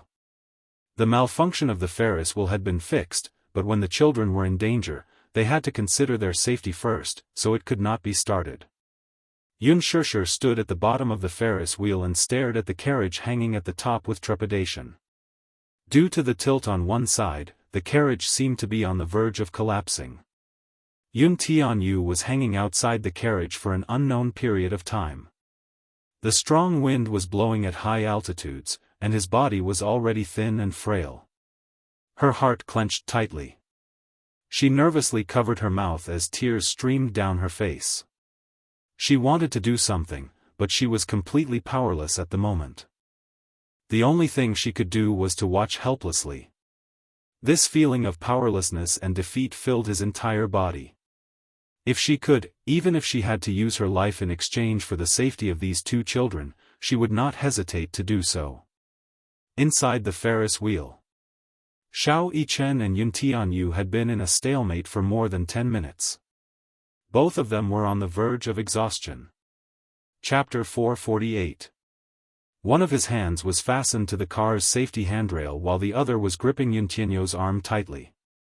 His eyes were fierce and focused. Perhaps due to the force exerted by him, he had unknowingly bitten the corner of his lip, causing a trickle of blood to seep out. Yun Tianyu reached out his hand again, wanting to hook onto the car door, but the distance was not enough, so he gave up once more. Time ticked by second. Xiao Yichen's strength was rapidly depleting. He forced his eyes open. Even though sweat had seeped into his eyes, he did not dare to blink. Xiao Yichen looked at Yun Tianyu and slowly said, "Yu, I don't think I can hold on for much longer." He knew how much strength he had left. 10 minutes was already the limit of the limit. Not to mention a child, even an adult man would find it difficult to hold on for so long. It was already a miracle. He knew very well that if this continued, he would lose feeling in his arm due to numbness. It might even be dislocated or, worse, fractured. Yun Tianyu's emotions had calmed down, so much so that it was strange. He knew that it was not easy to hold on for so long. He also knew that Xiao Yichen had done his best to save him without regard for his own safety. He was indeed at his limit now. He opened his mouth and wanted to tell him, "If you can't hold on any longer, just let me go. At least, save one person." He also wanted to say, "If I'm doomed this time, you must protect mommy on my behalf." However, before he could open his mouth, Xiao Yichen calmly said, "Don't be afraid, I won't let go." Yun Tianyu's eyes lost focus as he dazedly raised his head to look at him with empty eyes. Under his overlapping and unfocused gaze, Xiao Yichen changed from his usual cold and arrogant expression to one of doting gentleness. He lightly said, "I'm your brother, I'll protect you." Yun Tianyu's heart surged with shock when he heard this. Her tone was calm, her words were simple, and there were no fancy vows. However, her true feelings towards him were completely revealed. The corners of Yun Tianyu's lips, which were originally calm, slowly curled into a gentle smile. If he didn't give up, then he shouldn't give up either. Even if he had to risk it, he couldn't give up.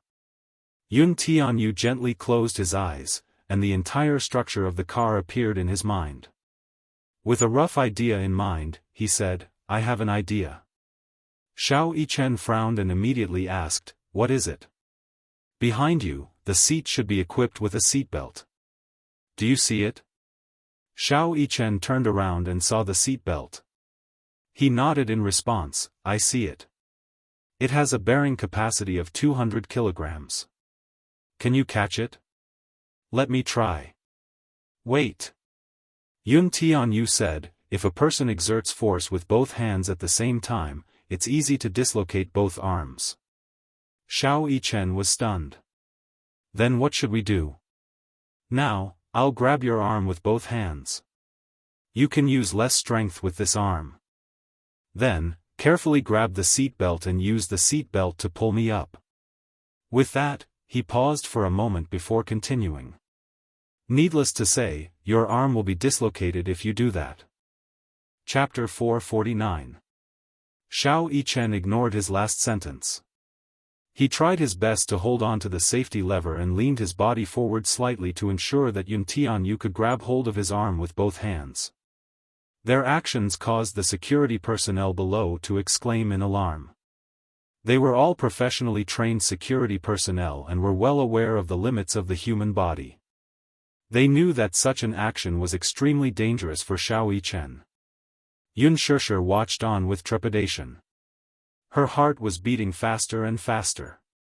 She was constantly in agony. Yun Tianyu quickly grabbed hold of Xiao Yichen's arm.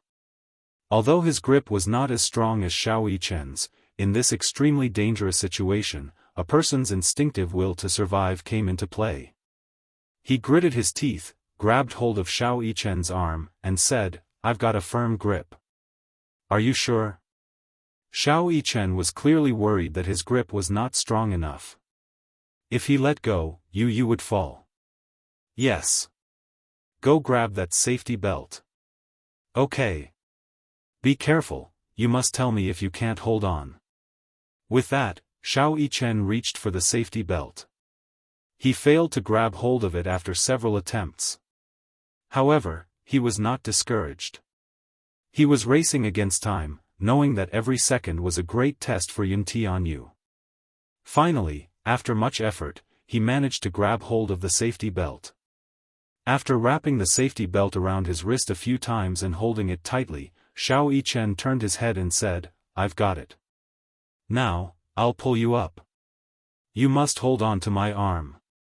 "Okay." Yun Tianyu was silent for half a second before he vowed, "I know you can do it, I believe in you." "Okay."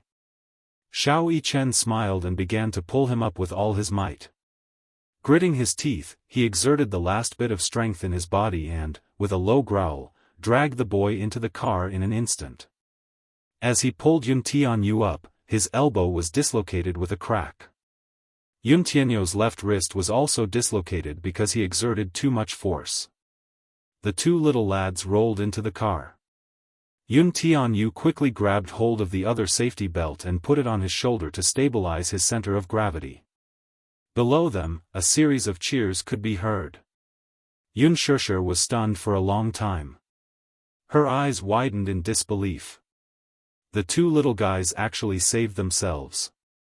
Oh, God! This is a miracle. Only when the car door was closed and locked by Xiao Yichen did she believe that a miracle had truly happened. In her agitation, tears fell like rain. Her body, due to the momentary relaxation after excessive tension, she was limp. She half knelt ons, until now, her heartbeat was still unable to calm, as dislocated, too. For a moment, his heart was filled with mixed feelings. However, he seemed to be able to tolerate pain. Even though his wrist was dislocated and deformed, his face remained as calm as still water. Instead, he was more concerned about Yun Tianyu's arm. "How's your wrist?" "I think it's dislocated." Yun Tianyu could not tolerate pain, but he was strong enough to endure it. Even though he was drenched in cold sweat, he did not cry out in pain. After a moment of silence, he was still worried about Xiao Yichen's injury. Chapter 450. "Are you okay?" he asked softly and carefully.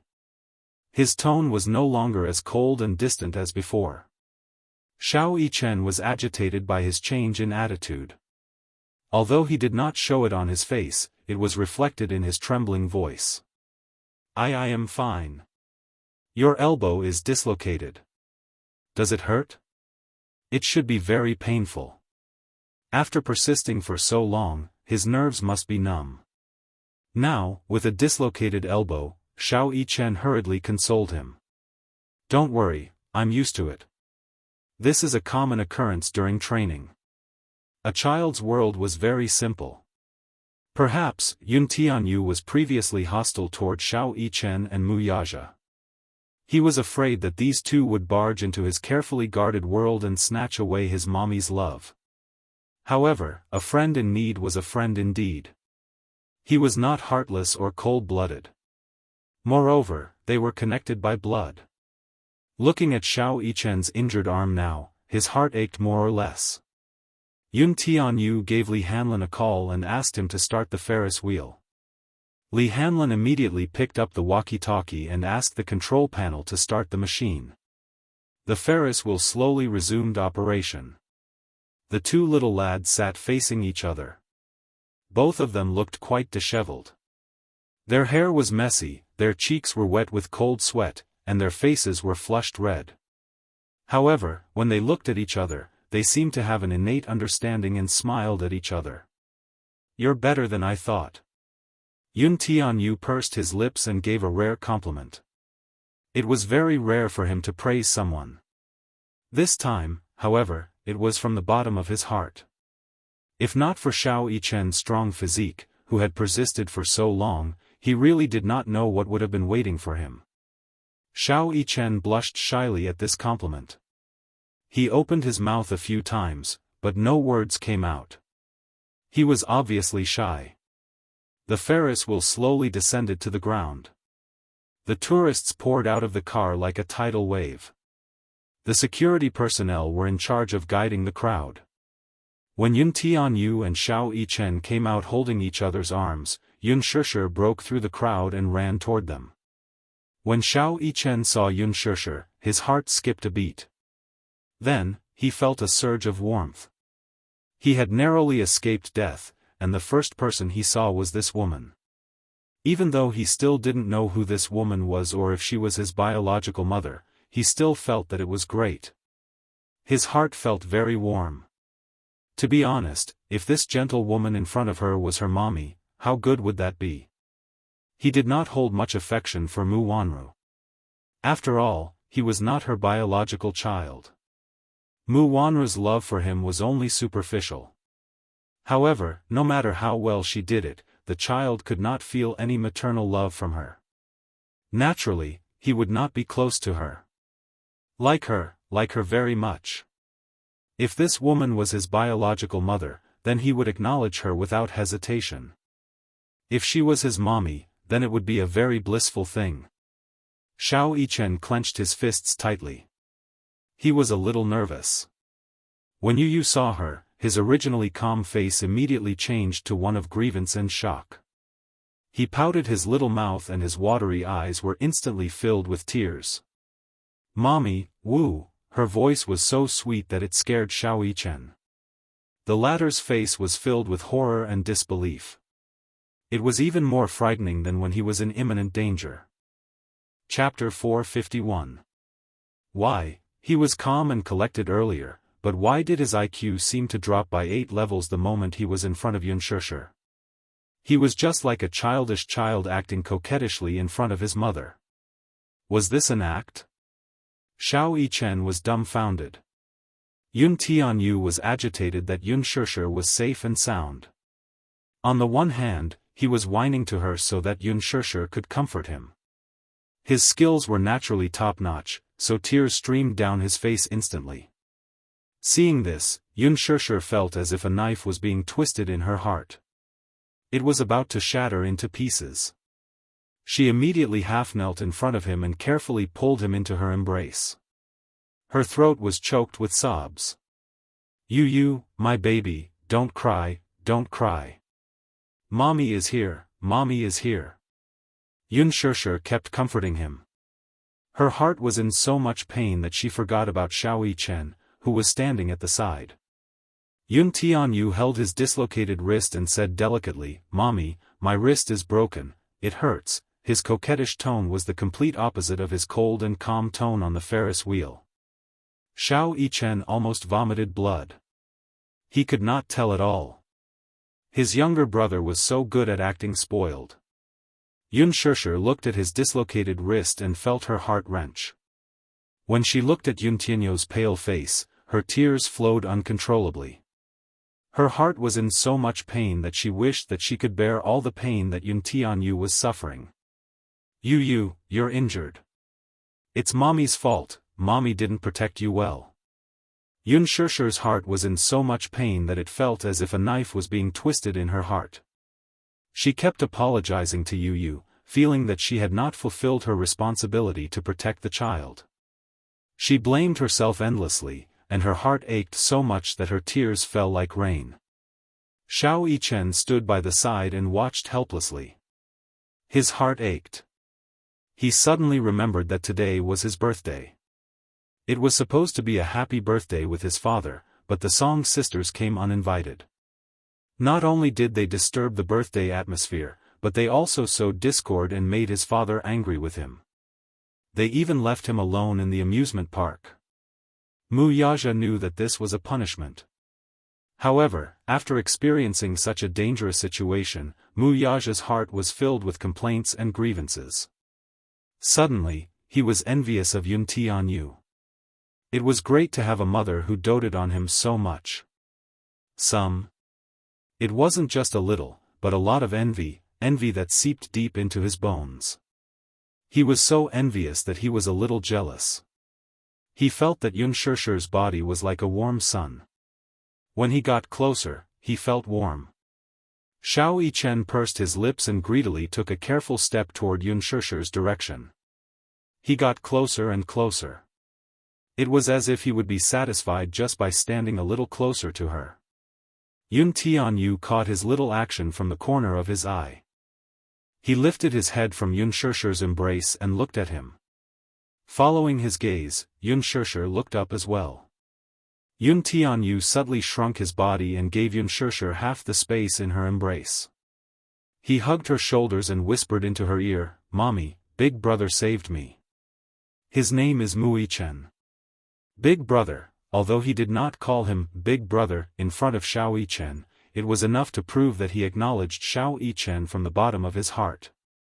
This meant that he acknowledged this Big Brother. Chapter 452. It was just that he had always been shy about expressing it. However, it was precisely because he approved of it that he gave up half of the space in Yunshirshi's arms. In the past, he had never liked any child sharing Yunshirshi's love with him. But now, he had thought it through. He shouldn't have been so selfish. This way of thinking was a little too childish. Mommy probably liked Xiao Yichen too, right? If he stood in the way, Mommy would definitely be sad. He would never do anything that would make Mommy sad. Yunshirsher looked at Xiao Yichen. At this moment, he was standing helplessly in front of her, holding his dislocated arm. He looked a little uneasy. Her gaze fell on his deformed elbow joint, and her heart ached even more. She didn't know why he was in this amusement park, and she didn't know why he suddenly appeared to save them. Yes, she was saved by this child. He was only 6 years old, but he saved her and Yu in the nick of time. She was very grateful and touched by him, but more than that, she was flustered after surviving a disaster. However, she didn't dare to speak. If she was too proactive, she was afraid that she would scare the child or cause him to reject her. Thus, she asked carefully, "Xiao Yichen, are you okay?" Hearing her call his name, Xiao Yichen widened his eyes in shock.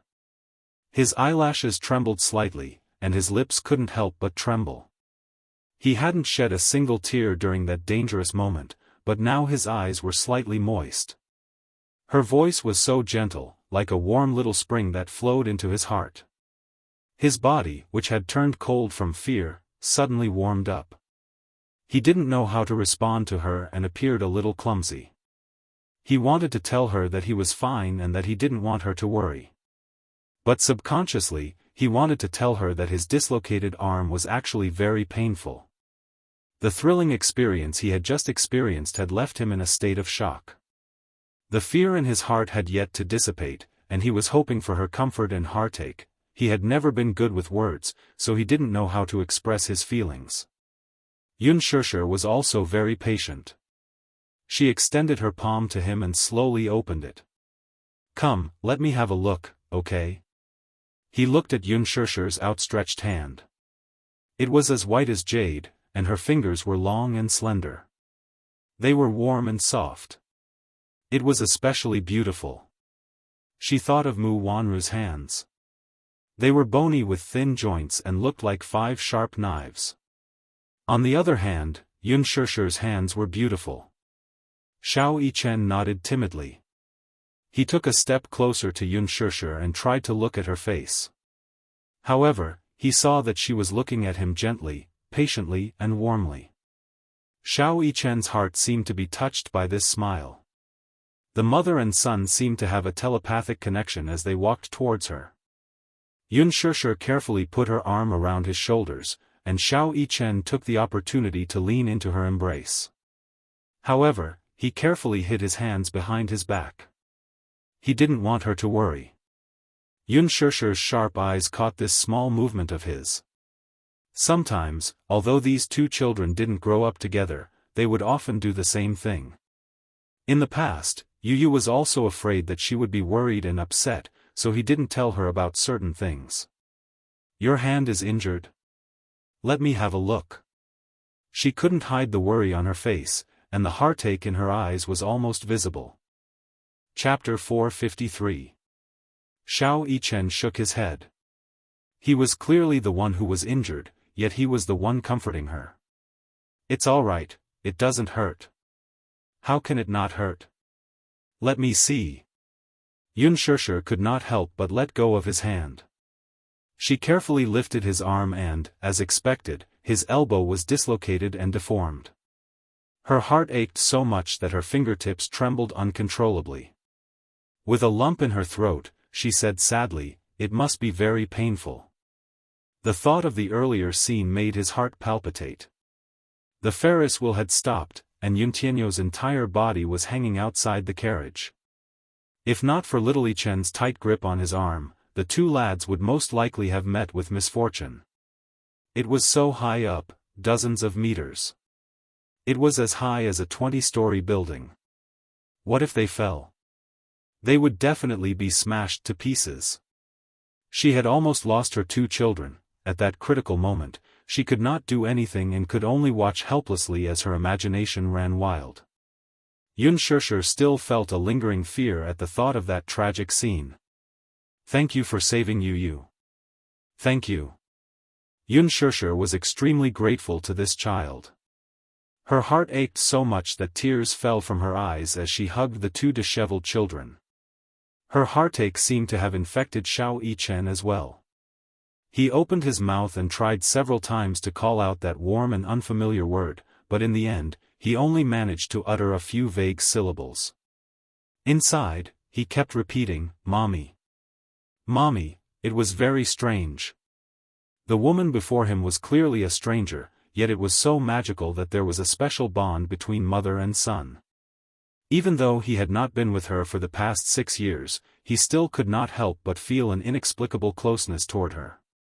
She could give him warmth that Mu Wanru could not.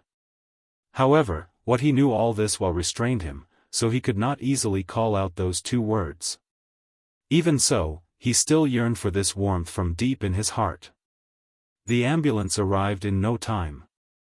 Xiao Yichen and Yu were carefully placed on stretchers and carried into the ambulance. Unspoken followed closely behind the medical team. Along the way, the nurses performed various basic tests on them. Unspoken, who was standing at the side, felt her heart clench as she repeatedly asked about the two children's condition. The nurses hurriedly comforted her, saying that there was no danger from the preliminary tests. As for the rest, they would have to undergo further tests at the hospital to confirm their condition. They told her not to worry too much. After all, the two children were still in good spirits. Other than their dislocated hands, there should be no other major issues. Only then did Unspoken's heart. Yu's a little tired. Her lips curled into a smile as she patted her son's head. Close your eyes and sleep. We'll be at the hospital soon. Mommy, you must tell the doctor that Yu is afraid of pain. You have to be gentle and not rough, the little boy warned with a serious expression. Unspoken did not know whether to laugh or cry. The nurses at the side laughed as well. Little boy, don't worry. We'll be very gentle. Don't worry. Then I'm relieved. His brows relaxed as if he had heaved a sigh of relief. His witty sigh made the nurses smile again. This little guy is so cute. He looks so fresh and his skin is so tender. He's so handsome. Yes. He'll definitely be very handsome when he grows up. I'm afraid he'll charm many little girls. Chapter 454. Unspoken shifted her gaze to Xiao Yichen. He was lying there motionlessly, but his gaze never left her. He was captivated by her every frown and smile. Xiao Yichen blushed when he saw Unspoken looking at him. He shyly averted his gaze and felt so awkward that he didn't know where to place his hands. Unspoken slowly reached out and placed her hand on his. Her warmth traveled from the back of his hand all the way to his heart. Xiao Yichen's face turned even redder. His heart thumped furiously, and he was so nervous that he didn't dare to look at her. "Are you alone?" Unspoken asked. "Why don't I see your daddy?" Xiao Yichen's face darkened slightly at the mention of Wuxia. "He doesn't want me anymore." He felt so aggrieved that his eyelashes fluttered down. "How could that be? He dotes on you a lot. But he doesn't want me anymore." "Really?" Xiao Yichen clenched his fists so tightly that his fingertips almost pierced through his palms. "Don't overthink it. What exactly happened?" Unspoken comforted him. After being guided patiently, the little fellow finally told him the whole story. He told her about how Wuxia had given him a surprise birthday present and how he wanted to accompany him to Fairy Tale Valley to the Song sisters coming over to cause trouble. In the end, he talked about how his father had gotten angry with him because of Song and even left him alone in the amusement park. He told him everything in detail, no matter how big or small. Originally, he shouldn't have shed tears, but children were usually pretentious in front of their mothers. As he spoke, his eyes reddened, and tears flowed down his cheeks uncontrollably. This matter had obviously hurt him deeply. Unspoken's heart ached when she heard it. She couldn't believe that Wuxia was such a cold-blooded father that he would leave his child alone in such a huge amusement park. She also learned from Li Hanlin that before Wuxia left, he had specifically instructed Li Hanlin to take good care of Xiao Yichen. Although she couldn't agree with how Wuxia had entrusted his child to an outsider, Unspoken still believed that Xiao Yichen was still in his heart. Although Xiao Yichen shouldn't take full responsibility for the previous incident, it was inevitable that he would let his emotions affect his decisions and solve the problem in the wrong way. As a parent, she should patiently guide him until he untangled the knot in his heart. Perhaps a father's love wasn't as delicate as a mother's love, so he couldn't solve the problem from the root. At this time, what she should do was to straighten out the knot in the child's heart and let him understand his father. She shouldn't stand on the child's side and instigate conflict. "Hence," she said, "your daddy definitely cares about you. You shouldn't think of him that way. He cares about Song Enya and Song and she, not me." Xiao Yichen held back his tears and said with reddened eyes, "Today is my birthday. We should celebrate it properly." Unspoken patiently comforted him again, telling him not to think too much. The ambulance soon arrived at the hospital. The two little guys were carried to the operating trolley and hurriedly sent to the emergency room. Unspoken anxiously followed behind until she was politely blocked outside the door by a nurse. She then sat on the long bench outside the door in a daze, not knowing what to do. Chapter 455. Inside the doctor's office at the hospital. Song Enya sat anxiously in front of the doctor. The doctor looked at her, then at the man standing behind her with a cold expression. He slowly said, "The child has a soft tissue contusion on his head, and he has a mild concussion. The wound has been disinfected and stitched up. Don't let it come into contact with water for the next few days, and avoid spicy food." "Stitches?" Song Enya was startled and could not help but interrupt him. "Yes, how can he not be stitched up? The wound is a little deep. The child probably fell down the stairs and hit his head on the corner." The doctor adjusted his glasses and spoke in a more respectful tone. If it were any other patient, he would have long lost his patience after being interrupted repeatedly. However, he knew this woman's identity, so he treated her with utmost politeness and caution regardless of whether he offended her. Song Enya was stunned. "Is the wound that deep? Concussion? Is it that serious?" The doctor patiently explained, "It's just a mild concussion. It's not particularly serious, so there's usually no need for special treatment. He'll slowly recover with proper rest." "Will there be any impact on the brain?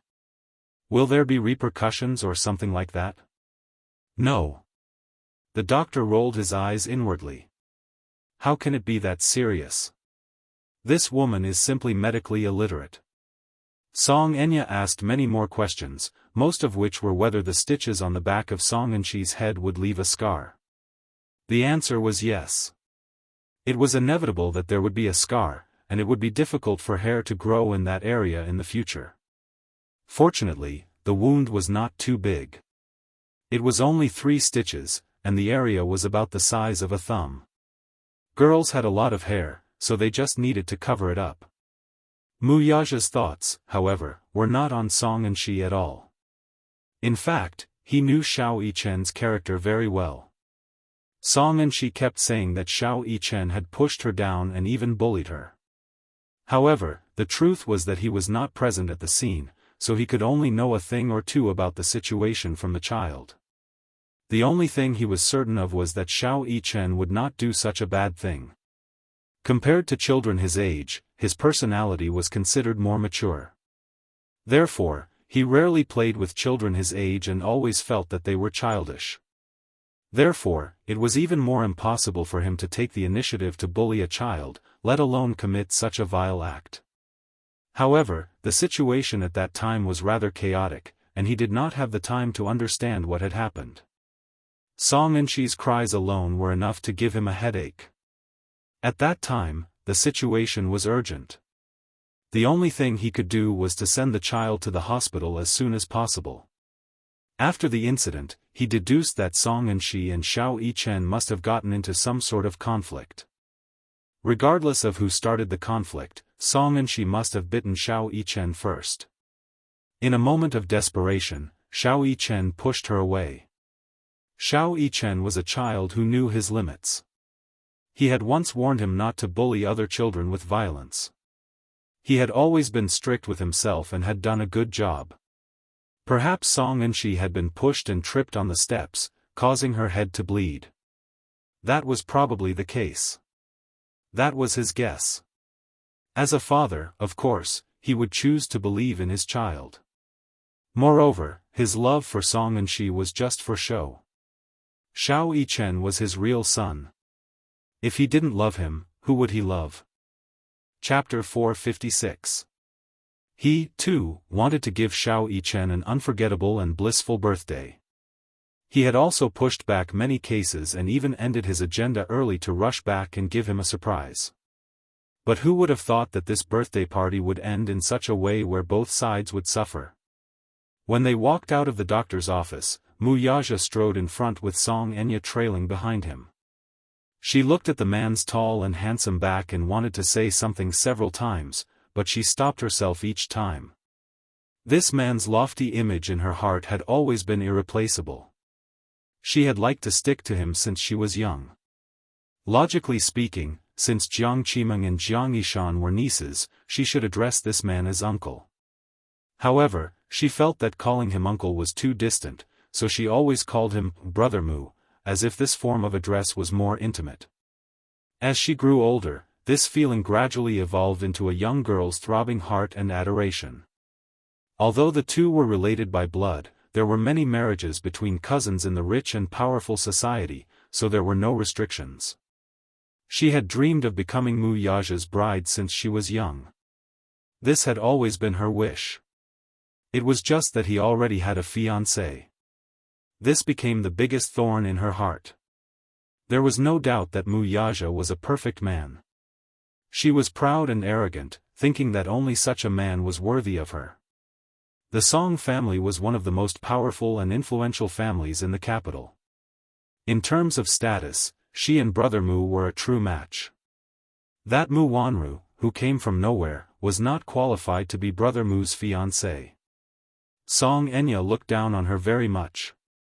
After deliberating for a moment, she caught up with Mu Yaja and walked beside him. She said cautiously, "Brother Mu, there are some things that I don't know if I should say." Mu Yaja, who was in a state of turmoil, only frowned when he heard her words. He walked into the smoking room, took out a cigarette from the cigarette box, lit it, and took a deep puff. Song Enya followed him in.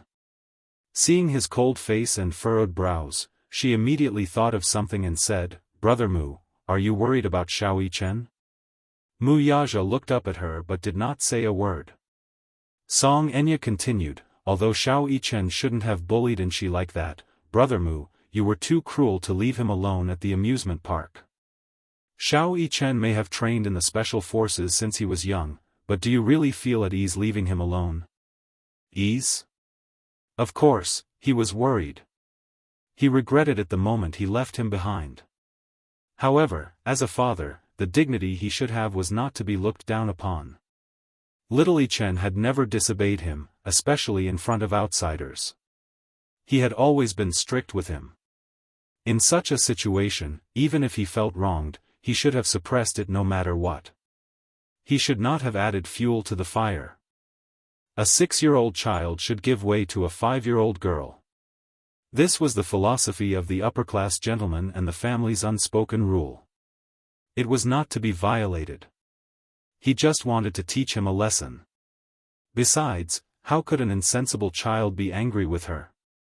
How could that be? However, Mu Yaja did not say anything. Disciplining the child was his family's business, and he did not like outsiders interfering. Chapter 457. Mu Yaja's eyes flashed with impatience at his niece's words. Song Enya did not bother to look at his expression as she continued, "Still, it's good to teach the child a lesson. Children shouldn't be spoiled, especially boys. If they don't follow the rules from a young age, they won't be like those hedonistic sons of rich families when they grow up. They won't be disciplined and will ruin the family's discipline. Because of this, I don't think you've done anything wrong." Her words didn't go through the filter of her brain. Mu Yaja narrowed his eyes slightly, and displeasure quickly appeared on his face. And she has never suffered like this before. She even had to get 3 stitches in her back. Oh, my God. She's always been vain. If she finds out about this, she'll definitely kick up a fuss, Enya. Mu Yaja flicked the ash off his cigarette and took one last puff before extinguishing it in the ashtray. He then slowly said, "Mu Yichen is my son." Huh? She did not understand his expression, let alone the meaning behind his words. No matter how bad it is, it's not up to outsiders to judge. His voice was not loud, but it was powerful and filled with coldness. She was stunned. Only then did she realize that what she had said earlier was indeed inappropriate. She was extremely vexed. "Brother Mu," Mu Yaja looked at her coldly, his tone icy. "I dote on you because you're my cousin. You've been willful since you were young. Perhaps, everyone dotes on you. But I think you know that there are some bottom lines about me that can't be crossed." Song Enshi's heart skipped a beat. She repeatedly adjusted her expression before she awkwardly tugged at the corner of her lips. "Brother Mu, I'm sorry. I understand what you mean. I went overboard. Besides, you should go back and ask your sister what she did to anger Yichen." Mu Yaja walked up to her. "Today is his birthday, and I should have accompanied him. I shouldn't have come with you guys in the first place. I'm very unhappy that this happened, too." He was angry. Startled, Song Enya quickly explained, "No matter how willful and she is, she can't possibly, this matter ends here. Don't talk about it anymore." Mu Yaja interrupted her impatiently and walked around her. Song Enya could sense that something was amiss.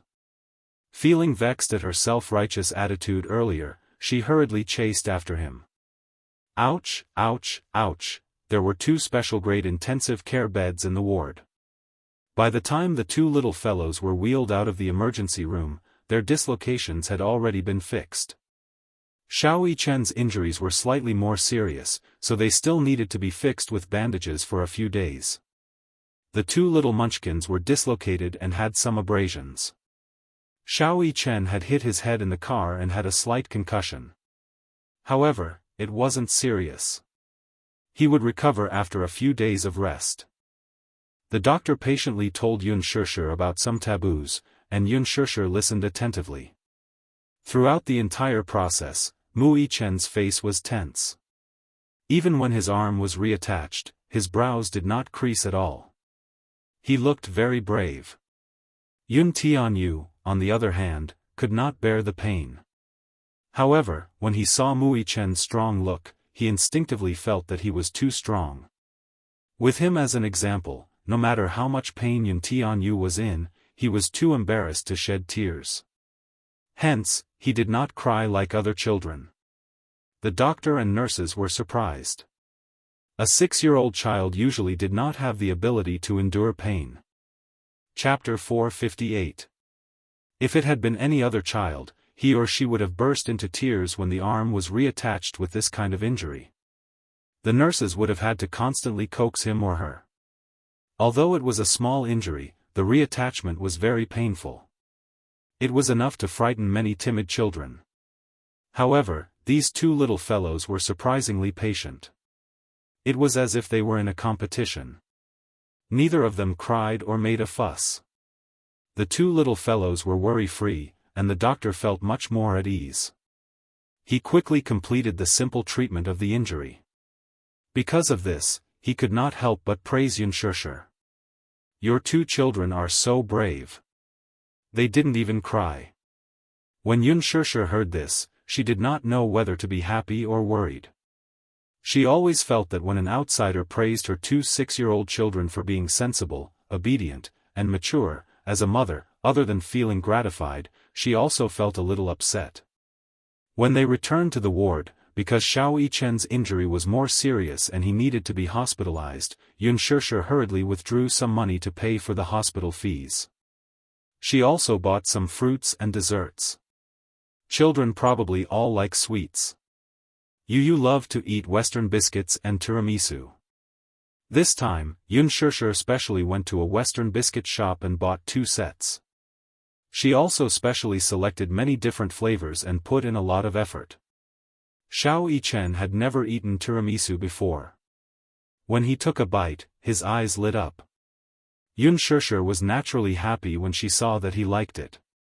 She fed him mouthful by mouthful. Xiao Yichen, who was originally tense, gradually revealed a sincere smile. "Is it good?" Yunshushi asked and fed him another mouthful. Xiao Yichen's eyes moved. He opened his mouth and took a mouthful. Milk foam filled his mouth. His heart felt warm. Mu Wanru had never fed him like this. The last time his daddy fed him was when he had a high fever and couldn't get out of bed. Daddy's actions were not as gentle as this. He seemed a little stiff and often scalded his mouth. Yes, yes. It's so sweet. I want more." Xiao Yichen happily curled his lips and licked the tip of his tongue. His eyes and brows resembled Mu Yaja, but when he smiled, he was so cute and cheeky. He was extremely adorable. This child should smile more. He was very cute. She recalled the first time she saw him. His face was stern and cold. He turned around indifferently, but the coldness on his face made her heart palpitate. He looked exactly like that man when his face was tense. The father and son were exactly the same. However, a 6-year-old child was at his most innocent and naive. He should smile more. Yunshushi's mood brightened as she fed him spoonful after spoonful. Soon, the box of tiramisu. Alas, the boy did not seem to have had enough. With a greedy look, his gaze swept across the desserts. She could read his mind at a glance and smilingly said, "You can't eat too much desserts, or else your teeth will rot. It's nothing. How about another pastry? I want more." Xiao Yichen's eyes revealed his desire.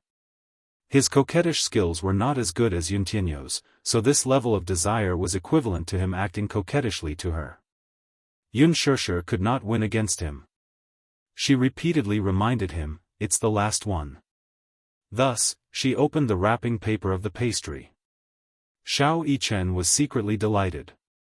A child could not hide his thoughts, and this joy quickly surfaced on his face.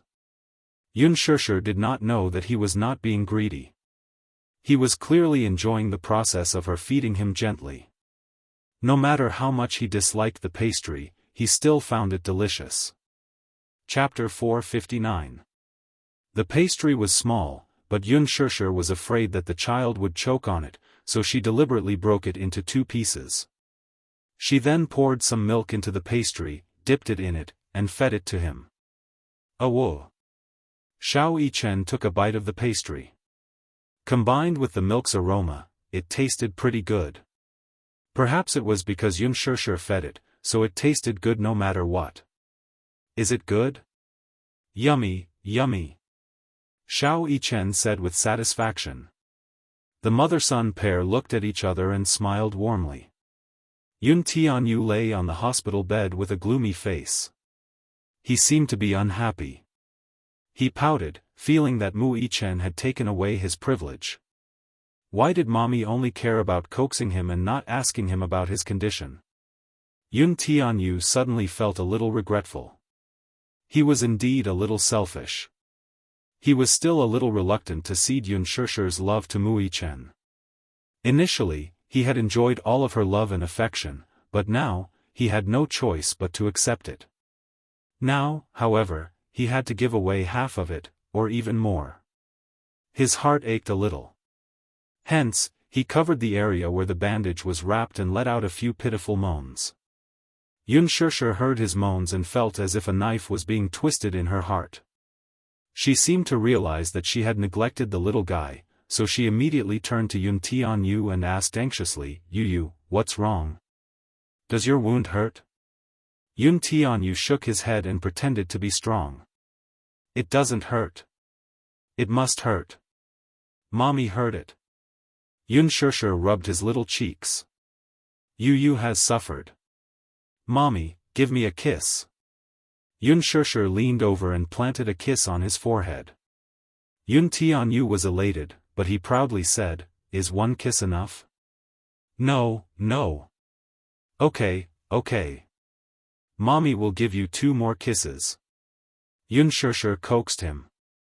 She then cupped his pink cheeks and gave him 2 more kisses. Yu then pursed his lips in satisfaction. The tears at the corners of his eyes had yet to dry, so he said coquettishly, "Yu's mouth is dry.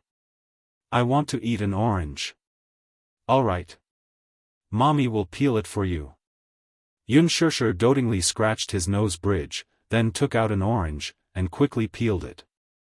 After peeling, she immediately separated the peeled tangerine into bags and fed it to him, piece by piece. With teary eyes, Yun Tianyu opened his mouth and took a bite of the orange. The sweet and sour juice immediately filled his mouth. Only then did his expression soften a little. Lying on the other bed, little Yichen stared at her with wide eyes. Inwardly, she was a little envious of the meticulous care Yun Tianyu received. Licking her dry lips in envy, she imitated Yun Tianyu and meekly called out, "It hurts." Ugh! Yun Tianyu's expression froze for a moment. Was this lad imitating him? Unspoken was startled.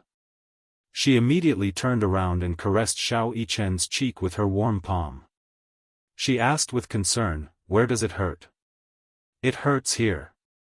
Xiao Yichen desperately squeezed out 2 pitiful tears and pointed to the dislocated shoulder. "It hurts so much. Is it serious? Could it be that you didn't reattach it properly?" Unspoken was nervous and at a loss.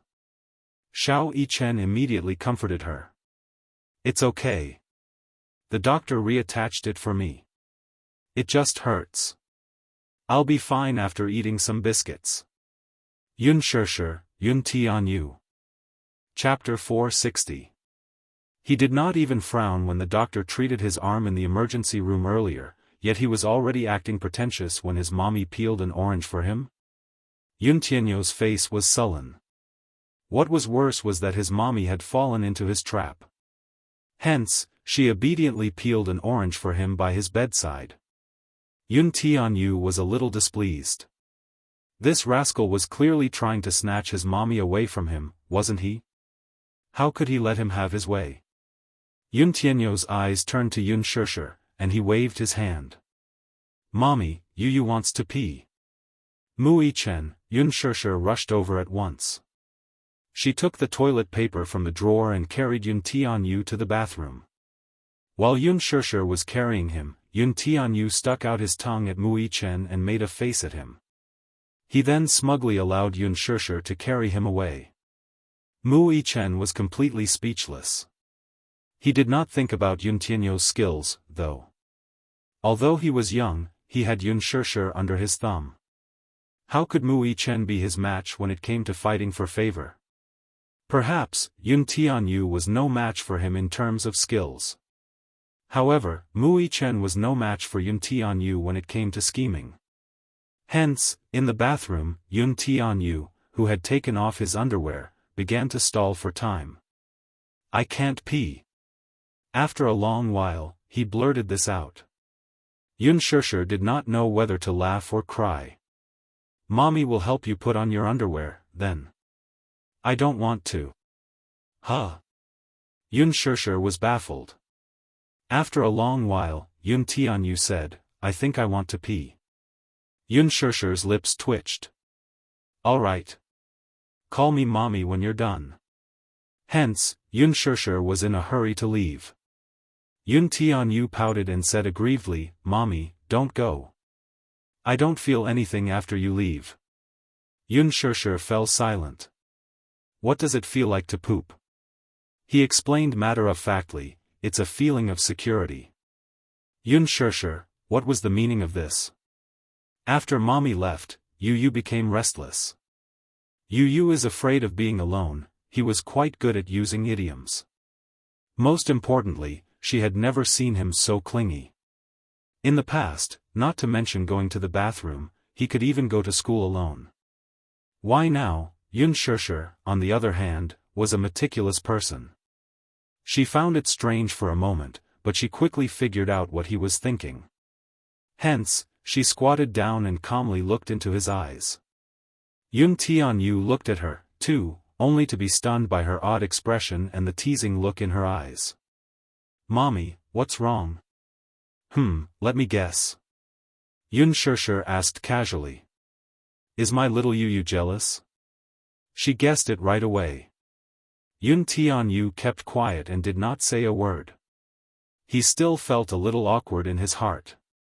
Yun Shirshir saw him lowering his head in silence and knew that she had guessed correctly. Hence, she cupped his little face and kissed his pouting lips. Her warm lips planted a soft kiss on his lips. Yun Tianyo's face quickly turned red from shyness. "Mommy, Yu, do you know? He's your older brother." "I know," Yun Tianyu said slowly. "He's my older brother. We have the same father and mommy." Yun Shirshir was a little surprised to hear that. So, he knew all about it? She was quite surprised. Chapter 461. That's right. The two children should know when they meet. Children's minds can be very delicate and sensitive at times. Yun Shirshir caressed his head and guided him patiently. "That's why you two should get along well." But his brows furrowed as he struggled internally. He knew that he was a little selfish and perhaps a little narrow-minded. Initially, he wanted to generously give half of his mommy's love to Mu Yichen, but when he really did so, he was conflicted and reluctant to do so. This was especially so when he saw how gentle Yun Shirshir was to Mu Yichen. His heart felt a little sour and stuffy. There was a lump of pent-up anger in his heart that could not be vented or dissipated. He felt very upset. He could not really share his mommy's love with Mu Yichen. Yun Shirshir's heart clenched when she saw his aggrieved and upset expression. She then asked, "But what?" "But, Mommy, Yu loves you, and Mommy loves Yu, too. That Mu Yichen, doesn't he have his daddy? It's enough that he has his daddy's love. Why does he have to fight with Yu for Mommy? He's not fighting with you for Mommy." Yu's face suddenly showed an unprecedented panic and uneasiness. He grabbed Yun Shirshir's hand and held it tightly in his palm. "But he's clearly fighting with Yu. Mommy belongs to Yu, you must remember that Mommy isn't yours," Yun Shirshir patiently corrected him. Yu's eyes widened slightly. The focus in his eyes instantly became unfocused, and soon, dense ripples appeared in his eyes. Yun Shirshir's words were undoubtedly like a sharp sword that pierced his heart painfully. Wasn't Mommy his?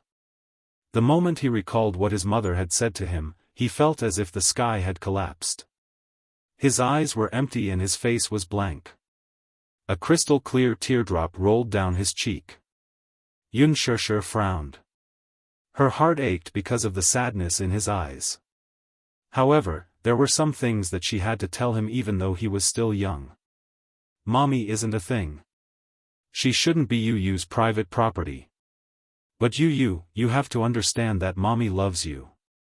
However, Yu was still feeling very sad. The sound that came out of her throat was choked and broken. Her thick and long eyelashes were wet with tears, making her look even more pitiful. But Yu loves Mommy. I hope that Mommy's love is only for you and not for anyone else. Yu, Mommy loves you and dotes on you the most.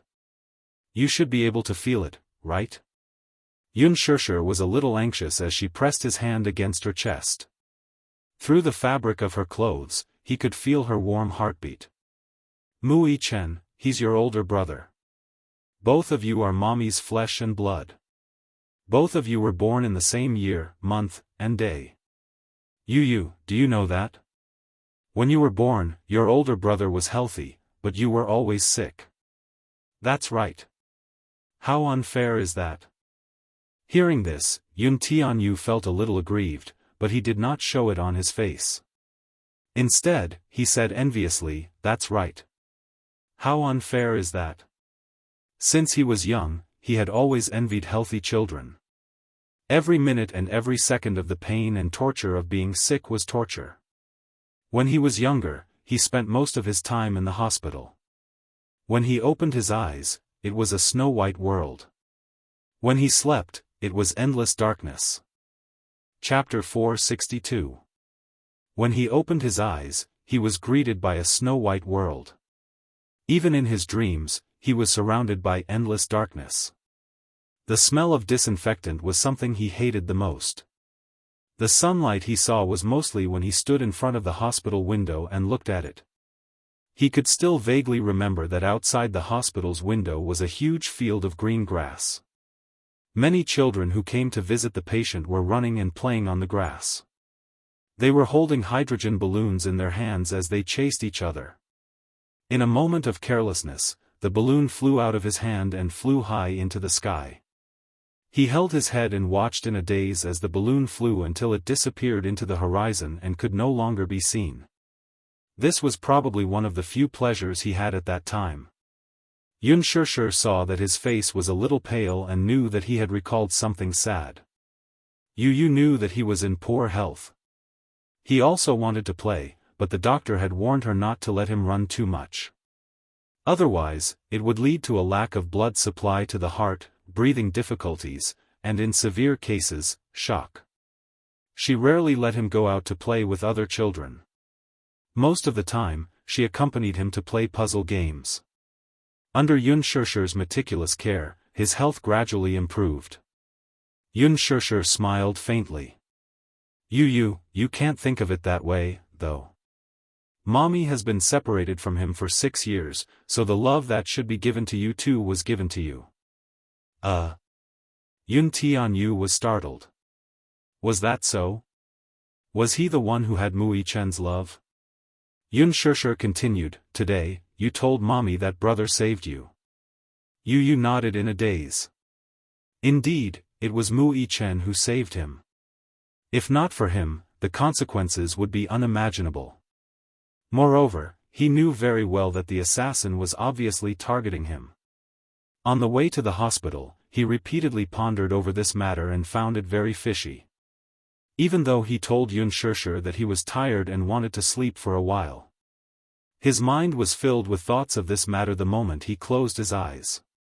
There were many suspicious points. Xianxia, of course, did not know what was going through Yuntianyo's mind. She added, Mommy finds it unbelievable, too. Big brother is so awesome. He saved my Yu. Mommy is very grateful to him. Aren't you grateful? Regaining his senses, Yu immediately replied, of course, I'm grateful. He saved me, so I'll do whatever he wants me to do. Yu is so sensible. Yun Shishir kissed his forehead in relief. Yun Tianyu was a little conflicted. I can't cede Mommy's love to him, though. Mommy, Yu loves you. Yun Shishir emphasized seriously. Hearing that, the boy pursed his lips and nodded. Mommy loves you. You can feel it. Mommy loves you, but I also love him. But that doesn't mean that you've lost your mommy. You also have your brother's favor, don't you? Yun Tianyu was stunned for a moment before he fell into deep thought. After pondering over this sentence for a while, he quickly understood what Yun Shishir wanted to express to him. Needless to say, he was a smart child and quickly figured out this problem. Therefore, he would not make things difficult for Yun Shishir. It was just that he still needed some time to accept Mui Chen. Yun Tianyu walked out of the bathroom and quietly returned to the bed. Chapter 463. Yun Shishir followed behind him. She sighed helplessly when she saw him climb into bed alone and tidy up the blanket to cover himself. She knew that he had straightened out his thinking, but he still needed time to get to the bottom of it. It was indeed a little harsh for him to accept another child and share her motherly love with him all of a sudden. Yu had always been sensible and obedient, so Yun Shishir sat back on the bed and asked gently, Yu, do you want to drink some hot water? Yes, I do. Yu pursed his lips. Yun Shishir hummed in acknowledgement and picked up the thermos beside her. Before leaving the room, Yun Shishir specially reminded Xiao Yichen, help me take care of Yu. Mu Yichen glanced at Yun Tianyu and nodded obediently. Yun Shishir then left the room. Just as the door closed, Yun Tianyu sat up from the bed abruptly. Xiao Yichen was startled. Seeing his gloomy face, he hurriedly asked, what's wrong? It's very suspicious. What do you mean? Mu Yichen was a little confused by his abrupt words and did not immediately understand what he meant. Yun Tianyu's eyes were deep and cold. He suddenly turned to look at him and asked, when did you find out about that man? Yes. Are you talking about the man who was chasing after us? Mu Yichen raised a brow.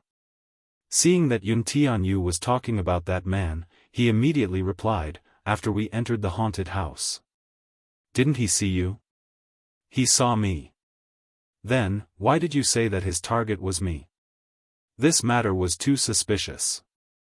In the haunted house, he and Xiao Yichen looked exactly the same, especially in the dark. If that man had followed them from the haunted house, he should have seen Xiao Yichen. Yun Tianyu remembered that Xiao Yichen was carrying a panda at that time, but he was not. If that man's target was Xiao Yichen, then it would be easy to identify him from his clothes. Unless he was not the only one who was targeting him. Many thoughts flashed through his mind. Yun Tianyu had already thought of many possibilities, but he dismissed them one by one. Mu Yichen did not know what was on his mind and only said solemnly, that's because his target was very clear from the start. I don't know when that man started following you guys. At least, before we entered the haunted house, he was already following us. At the time, the panda I was carrying was so conspicuous. After entering the haunted house, I noticed that someone was following behind me, so I dropped the panda on the ground. He didn't even look at it and just walked past, which means that his target wasn't me. Then, he. Halfway through his words, Yun Tianyu's pupils violently constricted, and his voice instantly turned cold. I understand now. What do you understand? Mu Yichen's curiosity was piqued by his words. Perhaps, that man's target wasn't just me. Yun Tianyu suddenly felt a chill run down his spine. Perhaps, that man's target was him and his mommy from the start. Fortunately, his mommy was separated from them in the haunted house. As his biggest target, that man naturally wanted to get rid of him first. Thinking deeper, he could not help but feel a little terrified. His phone rang all of a sudden. He picked it up and saw that it was a call from Li Hanlin. He picked it up. Hello? Director Yun, are you at the hospital? Chapter 464. His voice sounded wary. Yun Tianyu immediately got off the bed and walked to the window. Lowering his voice, he answered, "Yes, I'm here." "How's your injury? Is it serious?" Li Hanlon's tone was anxious as he asked with concern. "Forgive me for not being able to visit you at the hospital right away." "It's all right, it's nothing serious." Yun Tianyu paused for a moment before changing the topic. "How's that matter of yours?" "Yes. I've caught the culprit, but according to the surveillance footage, there are 2 of them. There's still one left." His voice got softer as he spoke, afraid that Yun Tianyu would reprimand him for his incompetence. Yun Tianyu's tone suddenly turned gloomy. "How did you do your job?" Li Hanlon held the phone in his hand with tears streaming down his face. He knew it. He had done his best, though. "Where is he?" Yun Tianyu calmed himself down and asked. Since he had caught the culprit, he must not hand him over to the police. He must force the culprit to reveal the ins and outs of the matter. Li Hanlon immediately replied respectfully, "The culprit has been detained in a warehouse in the suburbs and is under heavy guard. However, he's been very tight-lipped and won't say anything." "Oh?" Yun Tianyu frowned and his lips curled into a sinister smile. "Won't say anything?" "Yes. We've taken precautions to ensure his safety." Yun Tianyu praised, "Yes. You've done well. You'll get a raise this month." "What a rare and precious gift." Li Hanlon was immediately moved to tears. "Thank you, Director Yun. You've finally given me a raise. The family can barely afford to eat." Yun Tianyu frowned in disdain. He looked out of the window and was lost in thought for a moment. Suddenly, he made a decision in his heart. "He won't say anything, huh?" "Yes. We've tried everything. This guy is very tight-lipped and won't divulge anything. We found a poison sac in his mouth." "Poison sac?" Yun Tianyu frowned. "What's that?" "Director Yun, this person is a professional assassin. The poison sac is in his mouth. Once he bit it open, he committed suicide by drinking the poison."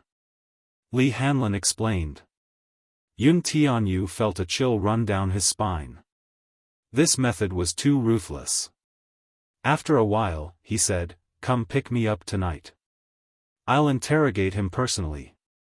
"President Yun, I don't think that's a good idea." Li Hanlon asked in surprise. "Just do what I say. Don't doubt me." With that, he hung up. When he turned around, Mu Yichen was still leaning against the bed. He was quite a distance away, so he could not clearly hear the conversation between Yun Tianyu and Li Hanlon over the phone. However, he was keenly aware of the change in Yun Tianyu's aura the moment he picked up the call. Cold, austere, and aggressive. The moment he got off the bed and walked toward the window, Mu Yichen caught sight of Yun Tianyu's incomparably cold and dark eyes. He was a completely different person from the naive and romantic look he had in front of Yun Shishir. He had witnessed Yun Tianyu's calmness before.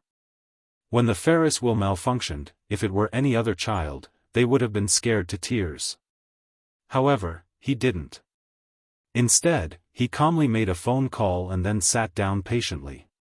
Even after falling out of the carriage, although there was a moment of panic on his face, he quickly calmed down. He had never seen such a frightening look in a child's eyes before, though. Yun Tianyu looked at Mu Yichen. His heart was in a dilemma. Should he tell him about this matter? After hesitating for a moment, he decided to hide it from him. He would handle this matter well without anyone's interference. Thus, he lay back on the bed. Chapter 465. When Mu Yaja and Song Enya returned to the ward one after another, the rest of the Song family rushed over one after another. Song Enshi was now the apple of the Song family's eye, a little princess who was doted on. Upon hearing that something had happened to her, Song Yunshi and Jiang Qimeng hurried over. In the ward, Song Xianxia was still crying non-stop. When she saw that her brother and mother had arrived, her coquettish skills became even more powerful. She kept throwing tantrums in Jiang Qimeng's arms. Her face was wet with tears, and her eyes were red and swollen. Jiang Qimeng's heart ached terribly. When she saw that a piece of hair at the back of Song Xianxia's head had been shaved off and that the wound had been stitched up and was still bleeding, her heart ached so much that her eyes moistened. Song Xianxia stood at the side and kept coaxing her. He loved this younger sister of his from the bottom of his heart. Ever since she was born, he had given her the greatest love. However, he was usually busy with work and could not take care of this younger sister of his. Hence, the little girl did not appreciate his coaxing. Jiang Qimeng kept coaxing her, but Song Xianxia did not give in to her.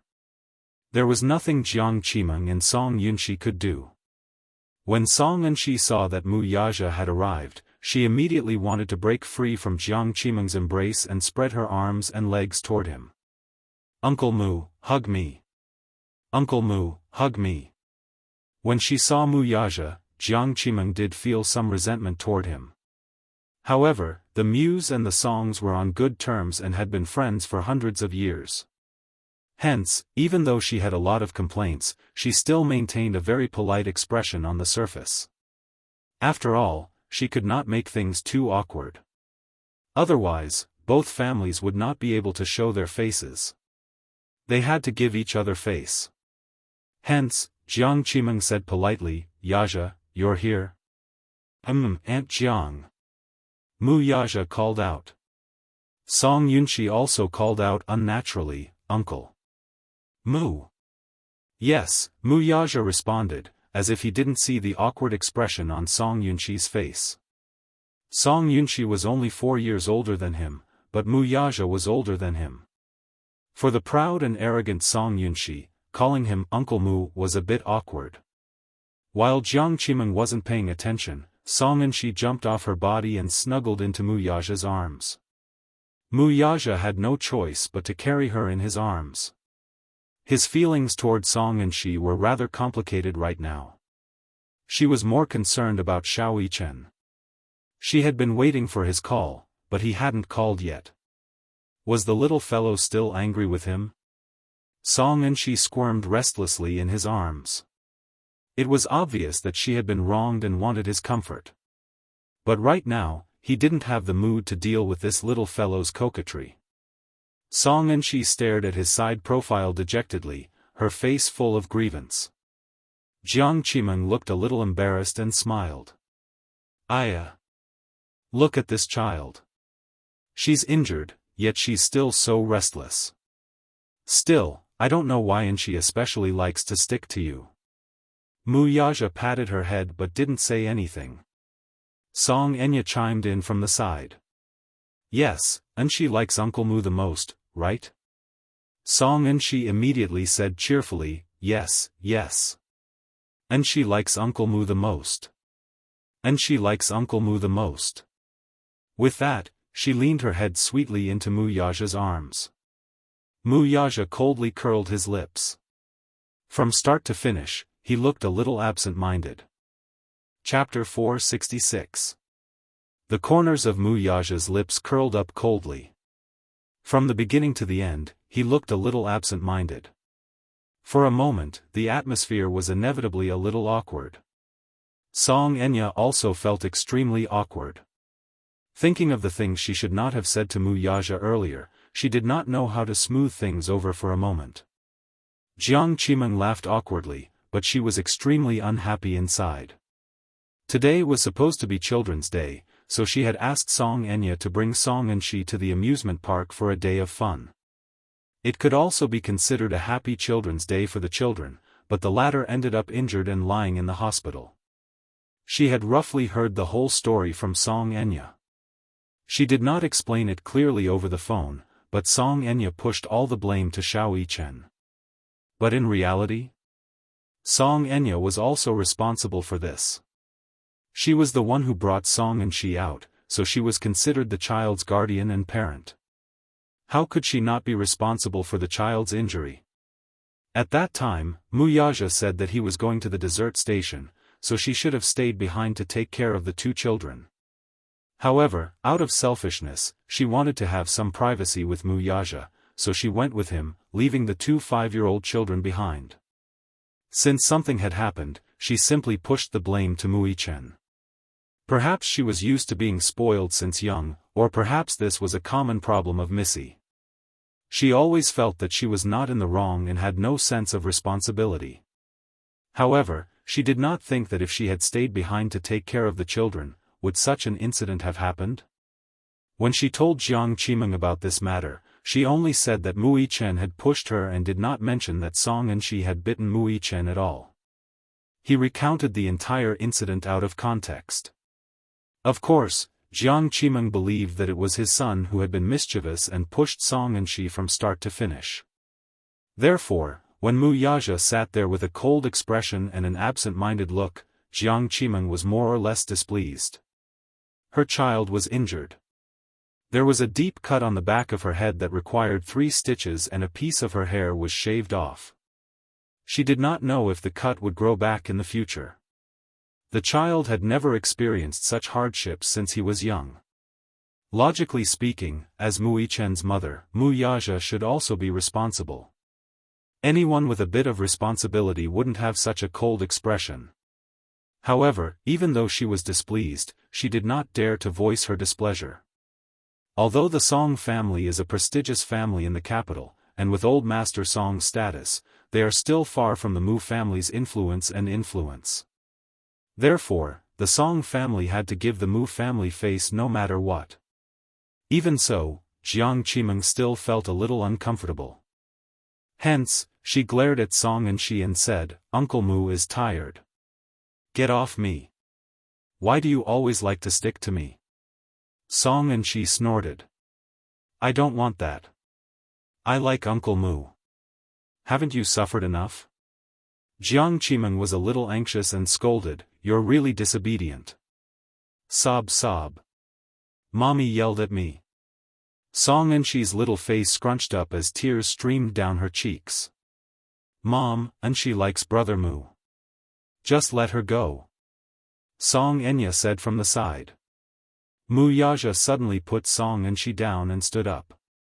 He was still worried about Wuxia. It was getting late, and Fairy Tale Valley would be closed soon. Chapter 467. Even if it was a punishment, it should end here. Even if Wuxia did not call to sincerely apologize, he had already lost his patience. Seeing that he was about to leave, Song Enya immediately went up to him and asked, "Brother Mu, where are you going?" "I'm going to pick up the children." Wuxia curtly replied. Jiang Qimeng picked up Song and she and suddenly said, "Yaxia, there's something that I must remind you of. Boys can't be spoiled. This sense of responsibility must be nurtured from a young age. Take my Yunxi for example. He was also mischievous when he was young and caused trouble everywhere. However, I've told him since he was young that a man must be responsible. If he made a mistake, he should bear the consequences himself. Naturally, the Songs won't pursue this matter. However, I still hope that Wuxia can come and apologize to my Enshi." Wuxia's back view paused. In an instant, he exuded a sharp aura. He slowly turned around, but the expression on his face was even colder. "How to discipline my son is my family's matter. It's not up to the Songs to interfere." Jiang Qimeng's expression turned ugly. Song Yunxi could not bear to listen to this and said unhappily, "Uncle Mu, what do you mean by this? The Songs have already given us enough face after this incident. Now, they just want Wuxia to apologize, sure." Wuxia coldly interrupted her. Song Yunxi was stunned. Jiang Qimeng's face immediately revealed a gratified smile. Then, can Enshi also ask Xiaoyichen to apologize to him for biting Xiaoyichen? Jiang Qimeng's smile instantly froze at the corner of her mouth. "What do you mean?" "What do I mean? You should ask your daughter," Wuxia said and left the ward. Everyone was left looking at each other. Song Enya walked up to Song Enshi and asked coldly, "What exactly happened today?" Song Enshi raised her head and looked at her with teary eyes. She was probably most afraid of Song Enya at home. She knew that she had made a mistake, and more importantly, she had made Uncle Mu unhappy. While feeling wronged, he also felt a little regretful. Furious, the Missy hollered, "Say something. What the hell is going on? Why did Mui Chen push you?" Song Enshi burst into tears after being yelled at by her. Song Yunshi's heart ached. She immediately stepped forward and said, "The child is still young. Don't be so fierce to her. Brother, you're always spoiling her. Look at her, how willful has she become?" She glared at him and lowered her head to threaten him. "Uncle Mu won't like you if you don't behave yourself. Woo woo. It's all Mui Chen's fault. He didn't let me look at his watch, and he even snatched Uncle Mu away from me. Sob sob. He even said that I was ugly, so I was so angry that I bit him, just once, sob sob." She sobbed and wept as she recounted the whole story. It turned out that Mui Chen really did not use much force when he pushed her. She had deliberately pretended to be pushed so that she could complain to Uncle Mu when the time came. She did not expect that she would fall on the stairs and hit the back of her head, resulting in this disaster. This time, Jiang Qimeng's face turned white with anger. She picked up her daughter's little hand and slapped it hard. "Why didn't you tell Mommy earlier? I was afraid that Mommy would scold me." Woo woo woo. Her phone suddenly rang. Chapter 468. Song Enya looked in the direction of the voice and saw that Mu Yaja's phone had slipped out of his pocket while he was sitting on the sofa. She picked it up. Initially, she did not want to pick it up, but when she saw the picture of a woman sleeping on the screen, she realized that the caller ID was a picture of a woman. In the picture, the woman's face was elegant and refined. Even though she was sleeping without makeup, she was still beautiful beyond compare. Her messy hair was scattered on the pillow. Against her snow-white skin, it was messy, but it did not diminish her beauty at all. The caller ID was only one word, sure. This was Mu Yaja's phone. She should not have picked up the call. However, when she looked at the photo on the caller ID, her imagination started to run wild. For some reason, she actually picked up the phone. Yun Shishir went to the nurse's station to ask where the hot water room was. The nurse was busy, so she did not answer her seriously. She searched for it for a long time, but she could not find it. She was about to return to the ward when she suddenly remembered that Xiao Yichen needed to be hospitalized. Should she call Mu Yaja? She was too nervous when she sent the two children to the hospital outside the emergency room. After that, she was busy taking care of the two little guys. She was in a mess. Now that she suddenly remembered that she should contact Mu Yaja to come to the hospital. Even if there was a misunderstanding between father and son, they should communicate in time, right? Thus, she took out her phone and dialed a number. The phone rang a few times before it was picked up.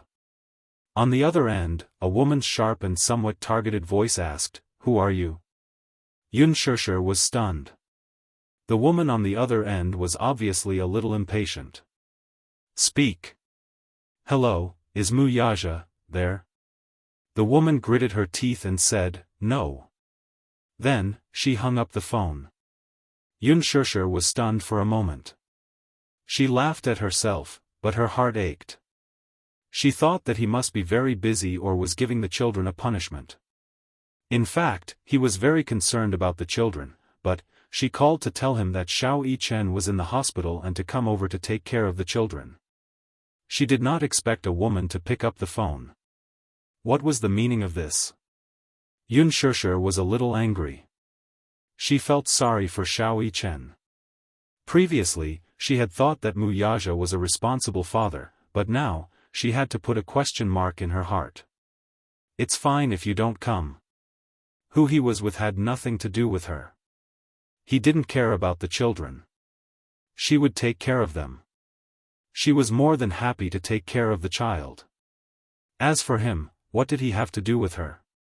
As she thought about this, she stood at the elevator door and waited to return to the ward. The elevator took a long time to arrive. The floor of the ward was high, so it took a while to get to the elevator. Suddenly, a hurried voice called out from behind him, "Brother Mu." She furrowed her brows and turned her head to take a look. Now that she thought about it, she shouldn't have turned back at that time. She wouldn't have caused a series of problems because of that scene. However, this was a story for another time. She turned around and saw Mu Yaja walking down the stairs, followed by a woman with a hurried expression. At first, the man did not seem to be in the mood to respond to her call. He walked down the stairs without looking back. Until the woman called out, "You left your phone with me. Don't you want it?"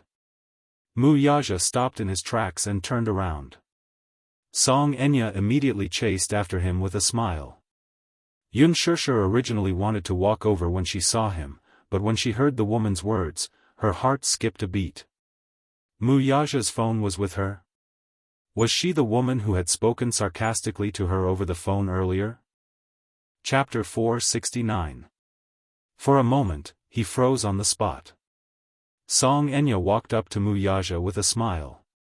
The tender smile on her face made Mu Yaja a little dazed. He seemed to see the shadow of his mother when she was young in her. For a moment, he was stunned and could not react. Song Enya took out her phone. Mu Yaja reached out to take it, but she playfully put it away and carried it behind her back. Her mischievous look was just like when she was with him when they were young. "Brother Mu, don't be angry with me." Mu Yaja was stunned, but he did not say a word. The anger in his heart was greatly reduced by this smile that resembled his mother's. Song Enya knew that the man's cold expression was a sign of anger, so she reached out and hugged his shoulders. Acting coquettishly, she said, "Brother Mu, I'm sorry. I went overboard with my words just now. Perhaps, today's matter was indeed a misunderstanding. I shouldn't have said that. I didn't mean to say that. Please forgive me, okay? Please." Song Enya acted coquettishly. Mu Yaja had been indulging her since they were young. Sometimes, when she went overboard and angered him, she would coax him like this and beg for his forgiveness. This trick was tried and tested. Sure enough, Mu Yaja's expression improved a lot.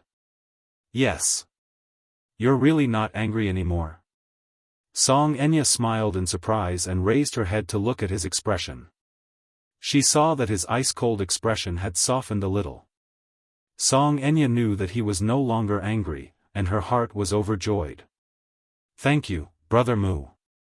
Brother Mu, when you go back today, you must apologize to Xiao Yichen on my and Enshi's behalf. I didn't fulfill my responsibility as an elder sister today, so I feel guilty toward Xiao Yichen. Tell him that I'll definitely apologize to him with Enshi next time. Go up." Mu Yaja did not say much. He just reached out and patted her head lovingly, urging her to go upstairs to the ward. Song Enya nodded and handed the phone to him before reluctantly heading upstairs. Mu Yaja took the phone and was about to leave when he caught sight of a familiar figure from the corner of his eye.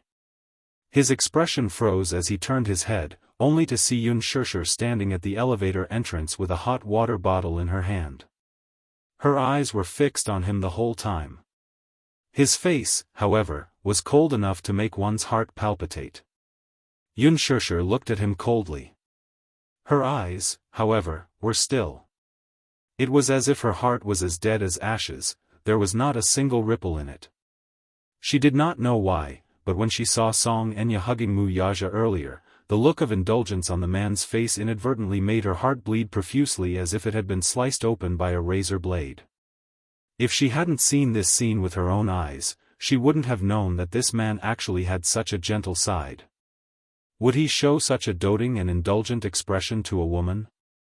Song Enya threw herself into his arms, but he did not push her away. The indulgence on his face undoubtedly pierced her heart.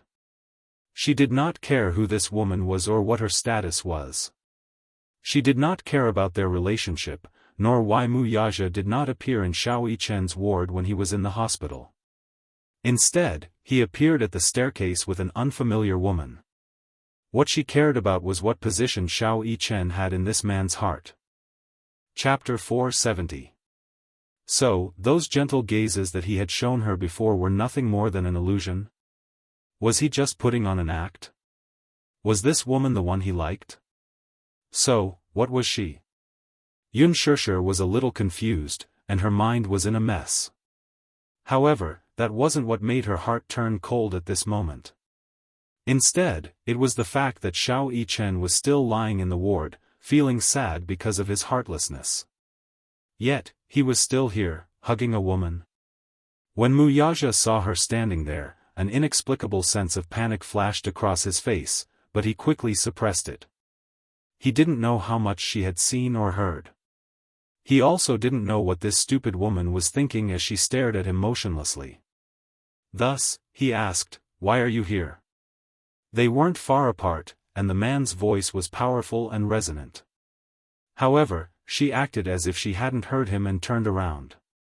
When the elevator doors opened, she stepped into the elevator and pressed the button for her floor, intending to return to the ward. Mu Yaja saw that she ignored him and didn't respond to his question.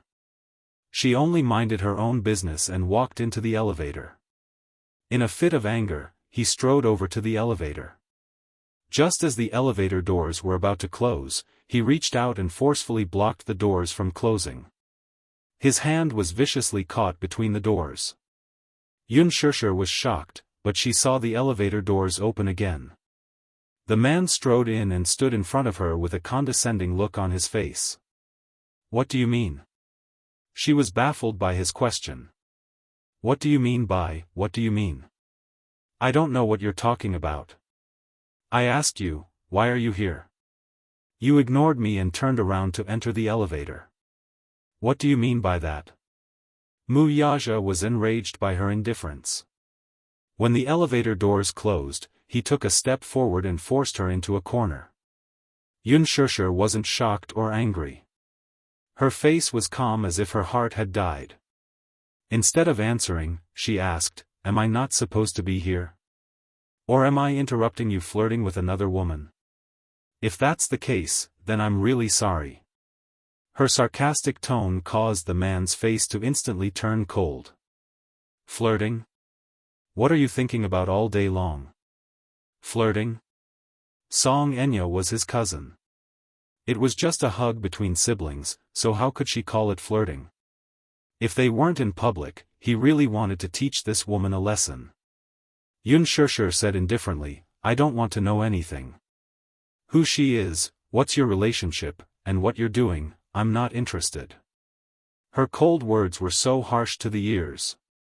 What did he mean by she wasn't interested in knowing? What did she know? What did he know? Mu Yaja didn't know why she suddenly went crazy. He suddenly thought of something and the corners of his mouth curled up in a mischievous arc. He asked, "Jealous?" "No. Why would I be jealous?" She calmly denied. Mu Yaja's smile froze and his face darkened. Her nonchalant attitude made him really unhappy. "Then what are you angry about? Or, in your eyes, am I not worthy of your trust?" Looking at him, she was reminded of Xiao Yichen's sad face and the frightening scene that happened at the amusement park today. She thought of how the Ferris wheel had malfunctioned and how the two children had almost met with an accident. Then, she recalled the scene of Song Enya and Mu Yaja hugging. Now that she looked at his face again, she suddenly felt that the scene just now was too glaring. She felt a little sour in her heart. Today is Xiao Yichen's birthday. Even if there's a misunderstanding between father and son, should he just leave the child alone at the amusement park? If this is a punishment, don't you think it's too much? Chapter 471. How could he not know that something had happened to Xiao Yichen? He was Mu Yichen's father. At that thought, Yun Shishir felt a chill run down her spine. "I originally thought that you were a responsible father," she suddenly said. Mu Yaja was stunned. Her strange words had caught him off guard. She continued coldly, I don't know what position Xiao Yichen has in your heart, but I'm very disappointed in you. Her words had infuriated him. What did she mean by accusing him without distinguishing between right and wrong? Was it because he had spoiled her too much that she had become arrogant because of that? Woman, have I indulged you too much? Although Mu Yaja tried his best to control himself, he still couldn't stop himself from grabbing her shoulders tightly. His fingers tightened around her shoulders. Her words had undoubtedly offended him, so he sneered, You have no right to judge what kind of father I am. No right?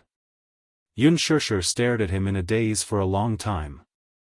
Her eyelashes trembled slightly, and she suddenly mocked him. This mocking remark was his excessive concern for her. Yes, she had no right. He was right. What right did she have to criticize him?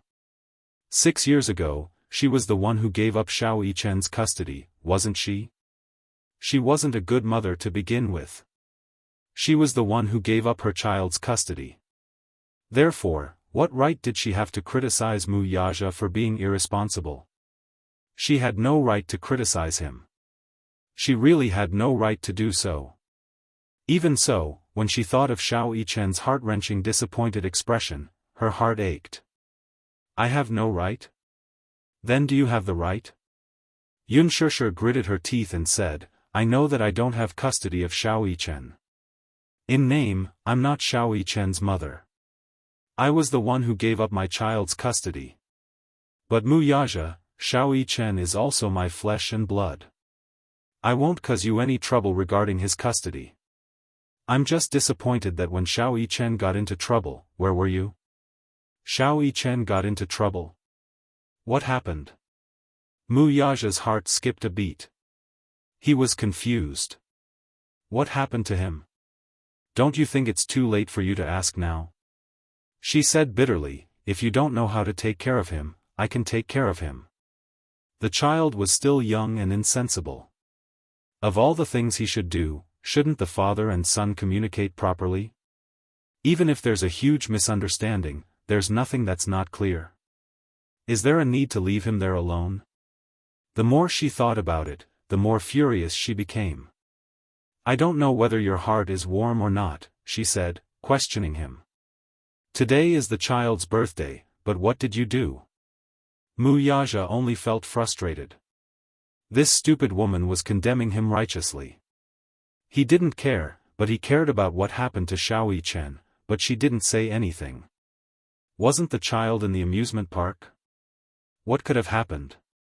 He had arranged for him to receive training in the special forces since he was young. Whether it was survival in the wild or various subjects, Xiao Yichen's results were amazing. That was why he was relieved to leave him alone in the amusement park. Didn't he want to play? Then what would happen if he let the child have fun in the amusement park? Chapter 472. Unspoken sneered. You said that I don't have the right to ask, then let me ask you, what am I in your heart? What right do I have? Even if I don't even have the right to ask, what am I in your eyes? You can summon me at your beck and call. You can tease me when you're in a good mood, and humiliate me when you're in a bad mood, right? Mu Yaja said coldly, shut up. His gaze was as sharp as a knife as it pierced her body. He felt that she was being too presumptuous with her words. Was there a need for her to make such guesses about what he thought of her? Unspoken's heart turned even colder after being yelled at by him. I originally thought that you'd be cold to everyone, but, halfway through her words, she recalled the doting and indulgent side of this man toward Song Enya, and a part of her heart suddenly collapsed.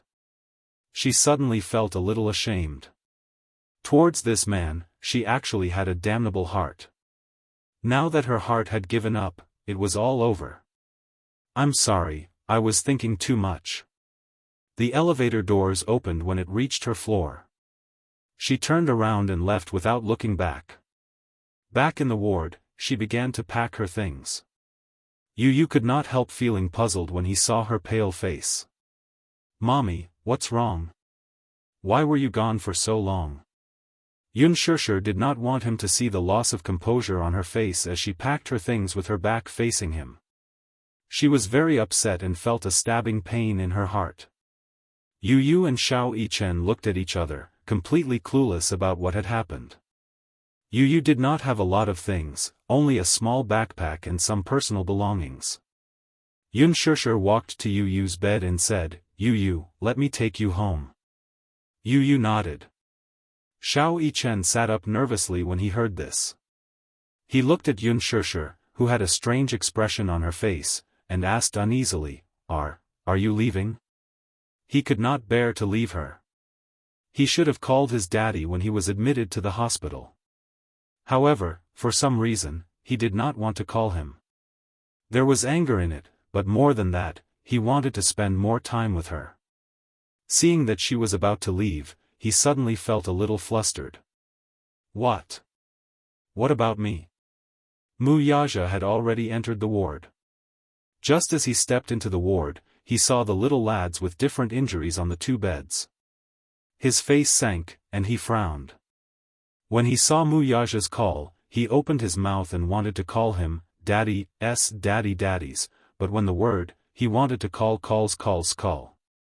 He did not want to talk. There were some things to this day. It was supposed to be a happy birthday, but now it was like this. He was angry, so he didn't want to talk to him. What's going on?